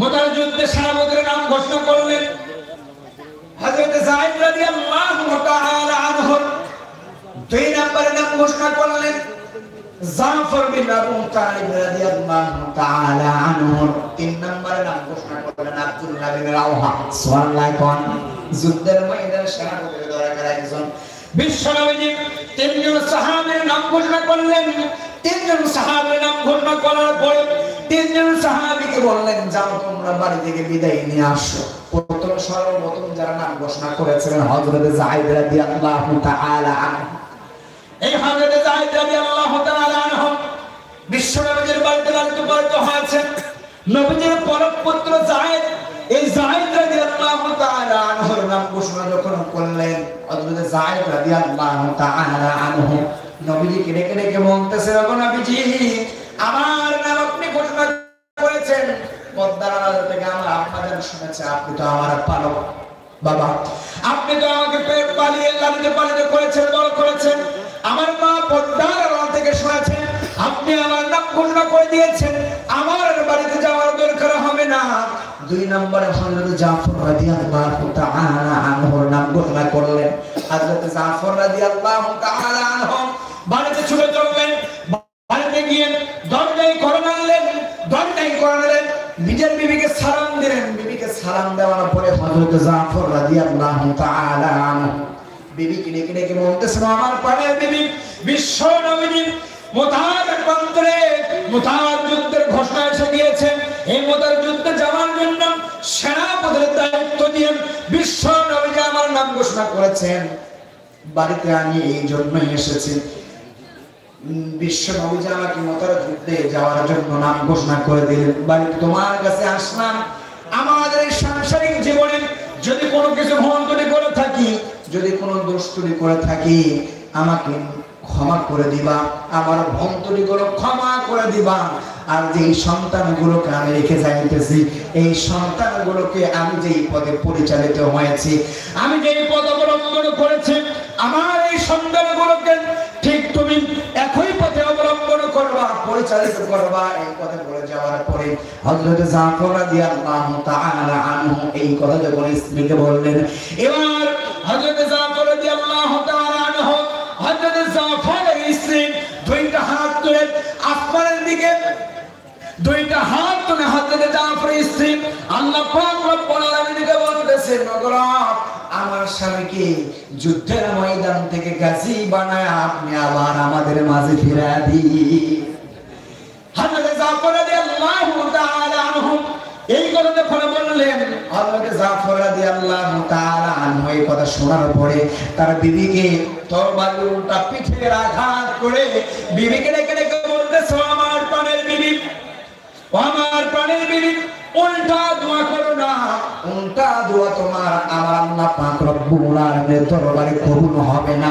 আমার আল্লাহ পাক রব্বুল আলামিনের দরবারে উল্টা তোমার দোয়া কবুল হবে না। আমার আল্লাহ পাক রব্বুল আলামিনের দরবারে উল্টা দোয়া করলে কবুল হবে না। যেহেতু বিশ্বনবী আমার নাম ঘোষণা করে দিয়েছেন, দুই নম্বরে আমার আগেও একজন আছেন, আমার পরেও একজন আছে, নির্ঘাত মুতার যুদ্ধে গিয়ে মুতার প্রান্তরে গিয়ে আমি শহীদ হয়ে যাব। আমার প্রাণের বিবি, তোমার কাছে বলে যাই, আমি জাফর যে রাস্তায় যাইতেছি, আমার সন্তানকে তুমি সেই পথেই পরিচালিত করবা। আমার সন্তানগুলো বাবা নাই এটা না, এটা ভেবে যেন তারা কষ্ট না পায়, বাবা না থাকার কারণে এই কষ্ট, এটা যেন তারা বুঝতে না পারে, এটা যেন তারা বুঝতে না পারে। থেকে নিয়ে আমার সন্তানদের বাবা তুমি, সন্তানের মাও তুমি, সন্তানদের কাছে আমার সন্তানদের আমার তোমার কাছে রেখে গেলাম।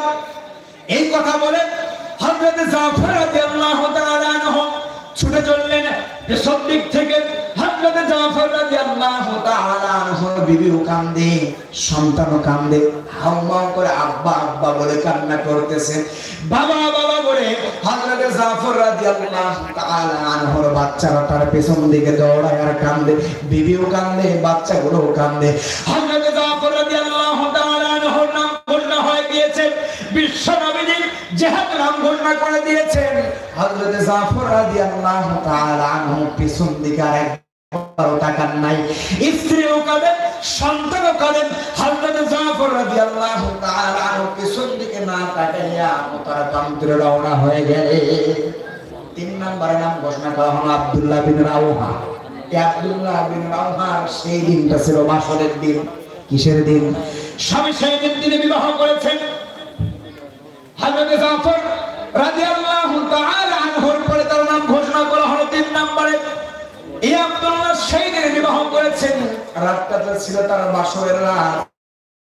বিশ্বনবীর নাম ঘোষণা করলেন, জাফর তোমাকে যুদ্ধের ময়দানে শাহাদাতের দায়িত্ব দিলাম। তিন নম্বরে হযরত জাফর রাদিয়াল্লাহু তাআলা আনহু বাড়িতে আসলেন। বাড়িতে আসার পরে হযরত জাফর রাদিয়াল্লাহু তাআলা আনহু বিবিকে লক্ষ্য করে দেখতেছিলেন, আব্দুল্লাহ সেদিন নতুন বিবাহ করেছিলেন ডাক্তার আমার শরণার্থ হযরত আব্দুল্লাহ বিন রাওহা রাদিয়াল্লাহু তাআলা আনহু বাড়িতে এসে লক্ষ্য করে দেখতেছিলেন বিবিটা তার কোরআন তেলাওয়াত করে। এবার আব্দুল্লাহ বিবিকে ডেকে ডেকে বলতেছে, আমার প্রাণের বিবি, কোরআন তেলাওয়াতটা একটু থামাও, কোরআন তেলাওয়াতটা একটু বন্ধ করো। বিশ্ব নবীজি মোতার পাত্রে আমার নাম সেনাপতির দায়িত্ব আমাকে দিয়ে 3 নম্বরে ঘোষণা করে দিয়েছেন।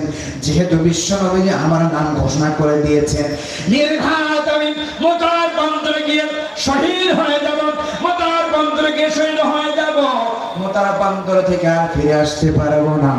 যেহেতু আমার নাম বিশ্ব নবীজি ঘোষণা করে দিয়েছেন, বিশ্ব নবীজি আমার নাম ঘোষণা করলেন, মোতার পাত্রে যাব। যেহেতু আমাদের আজকে বাসনের রাতটা ছিল, আমার প্রাণের বিবি আমাকে ভুল ত্রুটি করে ক্ষমা করে দিও। ঠিকভাবে তোমার হক আমি আদায় করতে পারলাম না, তোমার হক আমি আদায় করতে পারলাম না, আমাকে তুমি ক্ষমা করে দিবা, আমাকে তুমি ক্ষমা করে দিও। আর প্রাণের বিবি পর্দার আড়াল থেকে রেখে রেখে বলতেছে, আমার প্রাণের স্বামী, যেহেতু বিশ্ব নবীজি আপনার নাম ঘোষণা করে দিয়েছেন, সেহেতু আমার বলার কিছুই নাই, আমি আপনাকে কিছু বলবো না। যেহেতু বিশ্ব নবীজি আপনার নাম ঘোষণা করে দিয়েছেন, আপনাকে বাধাও আমি দিব না। যেহেতু আপনার নাম ঘোষণা করে দিয়েছেন, আপনি মোতায়েন করতে যাবেন, আমি আপনাকে শুধু, আপনার কাছে শুধু একটা আশাবাদী, আপনি একটু পর্দার ভিতরে আসবেন, আপনাকে একটু আমি মন খুলে দেখতে চাই, আপনার চেহারাটা আমি একটু মন ভরে দেখতে চাই। এবার আব্দুল্লাহ পর্দার পাশ থেকে বিবিকে ডেকে ডেকে বলে, আমার প্রাণের বিবি, নির্ঘাত আমি যুদ্ধের ময়দানে গিয়ে শহীদ হয়ে যাব। বিশ্ব নবীজি 3 নম্বরে আমার নাম ঘোষণা করে দিয়েছেন, আমার আগে 2 জন আছে তারাও শহীদ হয়ে যাবে। আমার নাম বিশ্ব নবী ঘোষণা করে দিয়েছেন, যুদ্ধের ময়দানে গিয়ে আমি আব্দুল্লাহ শাহাদাতের পেয়ালা পান করব, শাহাদাত নসিব করব। আমার প্রাণের বিবি, তোমার সামনে যদি আমি যাই, হয়তো আমার মনের ভিতরে প্রেম নিবেদন হবে, আমার মনের ভিতরে হয়তো কোনো প্রেম জাগবে, আমার ভিতরে কোনো প্রেম নিবেদন হবে, প্রেম জাগবে, আমি আর থাকতে চাই না, আমি তোমার সামনে আর যেতে চাই না। এবার প্রাণের বিবি লক্ষ্য করে ডেকে ডেকে বলতেছে, আব্দুল্লাহ রে, আমি মক্কার ভিতরে সুন্দর একজন নারী, আমি বড় রূপবতী মায়াবতী, আমি বড় রূপবতী মায়াবতী সুন্দর নারী, আমাকে কখনো কোনো বেগানা পরপুরুষ দেখে নাই। আপনি আমার সামনে, আপনাকে ঠিক মতো আমি দেখি না, একটিবার দেখেছি। আল্লাহর কসম করে বলি, ওয়াল্লাহি আপনি আমার সামনে আসবেন, আপনাকে শুধু একটিবার মন ভরে দেখব, একটিবার মন ভরে দেখব। আর দোয়া করি আল্লাহ পাক রব্বুল আলামিন যেন আমাদেরকে জান্নাতে মিলন ঘটায় দেয়। হযরত আব্দুল্লাহ বিন রাওহা রাদিয়াল্লাহু তাআলা আনহু এই কথা যখন শুনলেন, শোনার পরে হযরত আব্দুল্লাহ বিবিকে ডেকে ডেকে বলতেছে, আমার প্রাণের বিবি, তোমার যদি মনের বাসনায় যদি হয়ে থাকে, আমি আল্লাহ পাক রব্বুল আলামিনের কাছে ফরিয়াদ করি, দোয়া করি, আল্লাহ পাক রব্বুল আলামিনের কাছে আমি আশাবাদী, যেহেতু আমি যুদ্ধের ময়দানে আমার নাম বিশ্ব নবীজি 3 নম্বরে ঘোষণা করে দিয়েছেন, নির্ঘাত আমি মোতার পাত্রে গিয়ে শহীদ হয়ে যাব। বিশ্ব নবীজি আমার নাম ঘোষণা করে দিলেন, শহীদ হয়ে যাব। আর তোমাকে একটা কথা বলে যেতে চাই, দুনিয়াতে তুমি যদি ঠিক থাকো, কারোর সঙ্গে যদি বিবাহ না করো, আমি তোমাকে আজকে একটা কথা বলে যেতে চাই, রব্বুল আলামিন তোমাকে আমাকে জান্নাতের সিঁড়িতে মিলন ঘটায় দেবে।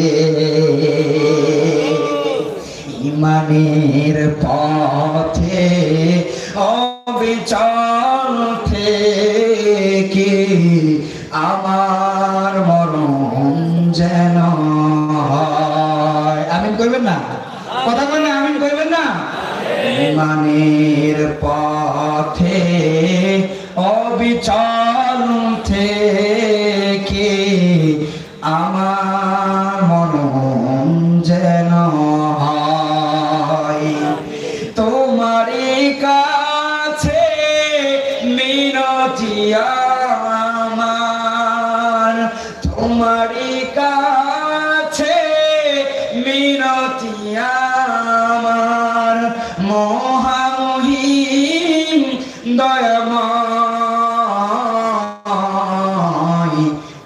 ইমানের পথে অবিচল থেকে আমার মরণ যেন হয়। আমিন কোন জোরে বলেন আমিন। প্রতিদিন মিথ্যের মুখোমুখি হয়, বেদিন ফাসেকেরা করে হয় জয়, আজাজিলে সে গোমরাহি সুর গানে করে তলে মোহময়। ইমানের পথে অবিচল থেকে আমার মরণ যেন হয়। বিশ্বনবীর তিনজন সাহাবী চলে গেলেন মুতার নামক প্রান্তরে। আল্লাহ পাক রব্বুল আলামিন এই মুতার যুদ্ধে দেখেন মুসলমানদের বিজয় কেমন করে ঘটে দিয়েছেন। মুতার যুদ্ধে মুসলমানদের সংখ্যা ছিল 3000। কয় হাজার? কথা বলেন কয় হাজার? মুতার যুদ্ধে মুসলমানদের সৈন্য ছিল 3000, আর কাফেরদের বিশাল বড় একটা কাফেলা, কাফেরদের সংখ্যা ছিল 1 লক্ষ। কয় লক্ষ? 1 লক্ষর কাছে বলেন তো 3000 তুড়ি মারলে উড়ে আছে। কথা বল না কেন? তুড়ি মারলে 3000 উড়ে যাবে। কাফের সৈন্যদের 1 লক্ষ সাহাবী, 1 লক্ষ ইহুদি আর সাহাবাত মাইলা মাত্র 3000। ভাই আপনারা উঠতেছেন কেন? আমরা শেষ করে দেব। কথা কর না, শেষ করে দেব। আমার তো সময় দিয়েছে 12:30 পর্যন্ত। 30 মিনিট থাকবো, আপনারা থাকবেন? কথা বলে থাকবেন? না থাকলে শেষ করে দেবো ভাই। আমি আবার চলে যাবো সে উত্তরবঙ্গে। গাড়ি করে সারা রাত জার্নি করে এসেছি, গাড়ি নিয়ে। ড্রাইভারও ঘুমায় নাই, সাথে সফর সাথে যেগুলো আছে এরাও ঘুমায় নাই। সারাদিনে না খাওয়া, আপনাদের এখানে খাইলাম, সোয়ালা করবেন না। আপনাদের মুসলমানদের খাওয়ান যে এত অসাধারণ, এত স্বাদ, আলহামদুলিল্লাহ। সম্মানিত ভাইয়েরা আমার, মুতার যুদ্ধে তাহলে মুসলিম সৈন্যদের সংখ্যা কয় হাজার ছিল? 3000 মুসলিম সৈন্য, 1 লক্ষ ইহুদি, 3000 মুসলিম সৈন্য নিয়ে মুতার প্রান্তে রওনা হয়ে গেলেন। মুতার প্রান্তে রওনা হয়ে যাওয়ার পরে তিনজন সাহাবীর নাম সর্বপ্রথম হযরত যায়েদ রাদিয়াল্লাহু তাআলা আনহু, বিশ্বনবীর পালক পুত্র হযরত যায়েদ রাদিয়াল্লাহু তাআলা আনহুর নাম ঘোষণা করলেন। হযরত যায়েদ রাদিয়াল্লাহু তাআলা আনহুর নাম ঘোষণা করার পরে হযরত যায়েদ রাদিয়াল্লাহু তাআলা আনহু কয়েকজন কাফের বেঈমানদেরকে জাহান্নামে পাঠিয়ে দেওয়ার পরে তিনিও শহীদ হয়ে গেলেন। তিনি শহীদ হওয়ার পরে হযরত জাফর রাদিয়াল্লাহু তাআলা আনহু এক হাতে তরবারি নিয়ে অপর হাতে ইসলামের পতাকা নিয়ে হযরত জাফর রাদিয়াল্লাহু তাআলা আনহু সামনের দিকে এগিয়ে যায়। সামনের দিকে এগিয়ে যাইতেছে হযরত জাফর, সামনের দিকে যুদ্ধ করতে করতে এগিয়ে যায়। এগিয়ে যাইতে যাইতে ডান হাতে তরবারি চালায়, বাম হাত দিয়ে ইসলামের পতাকা শক্ত করে ধরায়, ডান হাত দিয়ে তরবারি চালাইতে চালাইতে এক পর্যায়ে কাফের বেঈমানগুলো হযরত জাফর রাদিয়াল্লাহু তাআলা আনহুকে চতুর্পাশ থেকে ঘেরাও করে ফেললেন। চতুর্পাশ থেকে ঘেরাও করে ফেলার পরে হযরত জাফর রাদিয়াল্লাহু তাআলা আনহু চতুর্পাশ থেকে ঘেরাও করার পরে একজন ইহুদি এসে হযরত জাফর রাদিয়াল্লাহু তাআলা আনহুর ডান হাতে তরবারি দিয়ে আঘাত করলেন। আঘাত করার পরে হযরত জাফর রাদিয়াল্লাহু তাআলা আনহু তরবারিটা বাম হাতে ধরলেন। তরবারিটা বাম হাতে ধরার সঙ্গে সঙ্গে হযরত জাফর রাদিয়াল্লাহু তাআলা আনহুর বাম হাতেও কাফের বেঈমানগুলো আঘাত করলেন। আঘাত করার পরে হযরত জাফর রাদিয়াল্লাহু তাআলা আনহু ইসলামের পতাকা মাটিতে পড়তে দেয় নাই। হযরত জাফর রাদিয়াল্লাহু তাআলা আনহু দুইটা কাটা হাত নিয়ে এমন ভাবে পতাকাটা ধরে রেখেছেন, কালিমার পতাকা জমিনে পড়তে দেয় না। হযরত জাফর রাদিয়াল্লাহু তাআলা আনহুর দুইটা হাত কেটে গিয়েছে। অপর পাশ থেকে বেঈমান কাফের গুলো এসে হুঁদিয়ে হযরত জাফর রাদিয়াল্লাহু তাআলা আনহুর দুইটা পায়ে আঘাত করলেন। হাত দুইটা কাটা, পা দুইটা কাটা।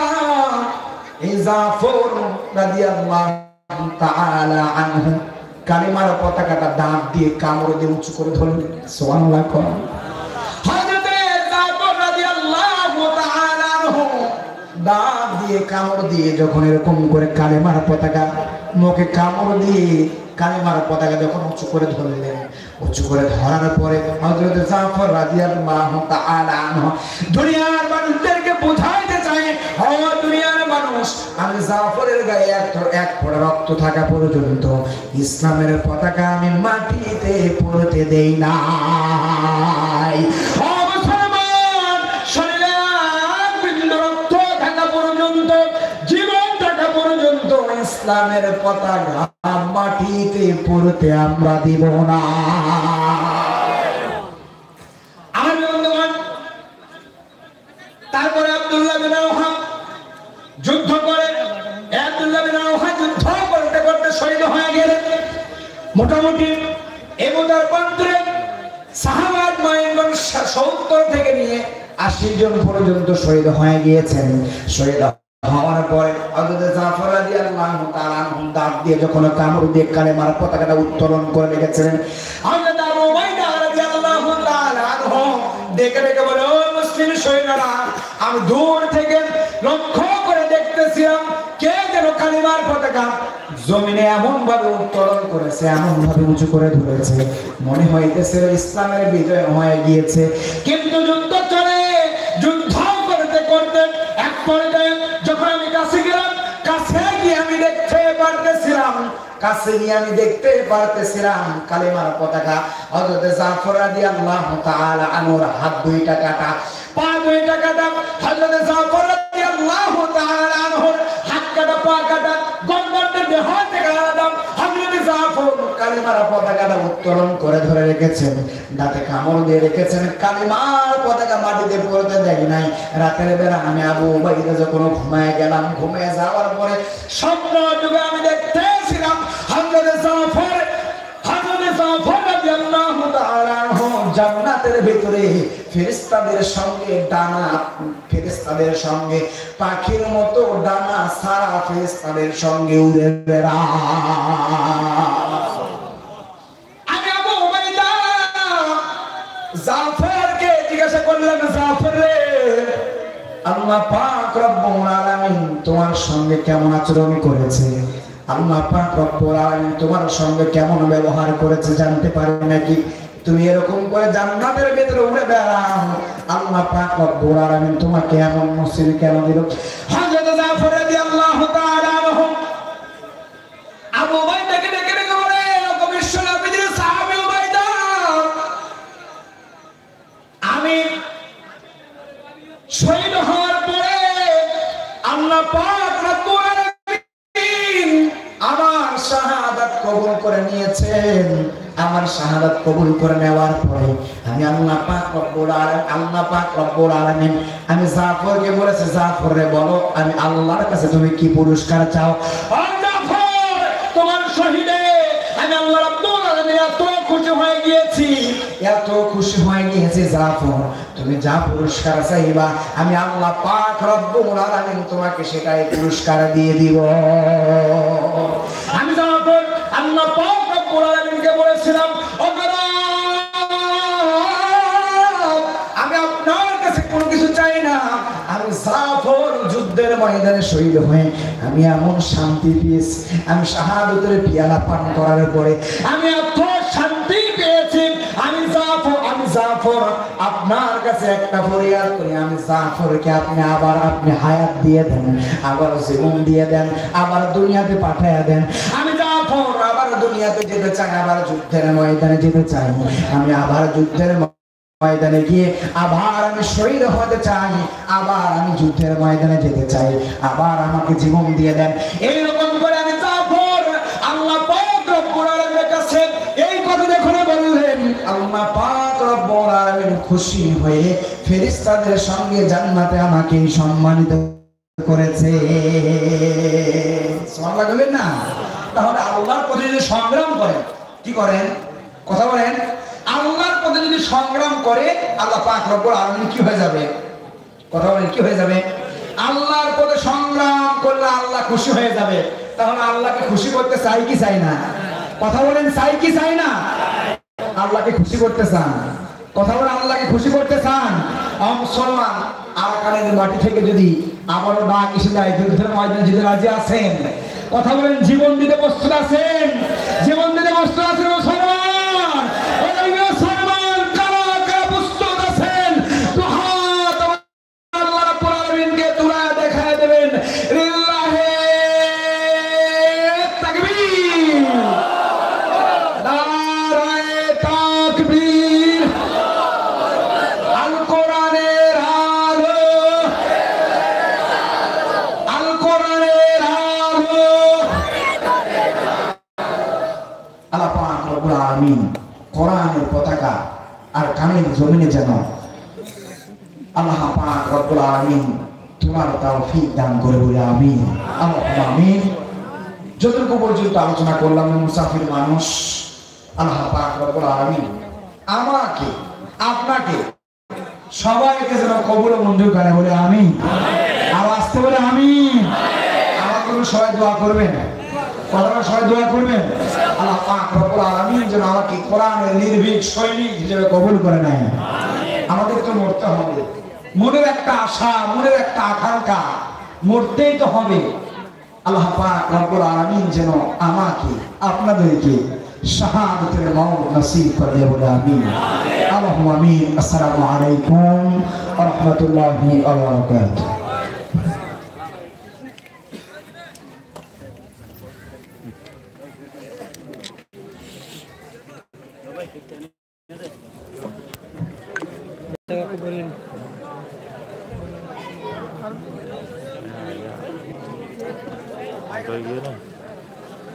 Por ahí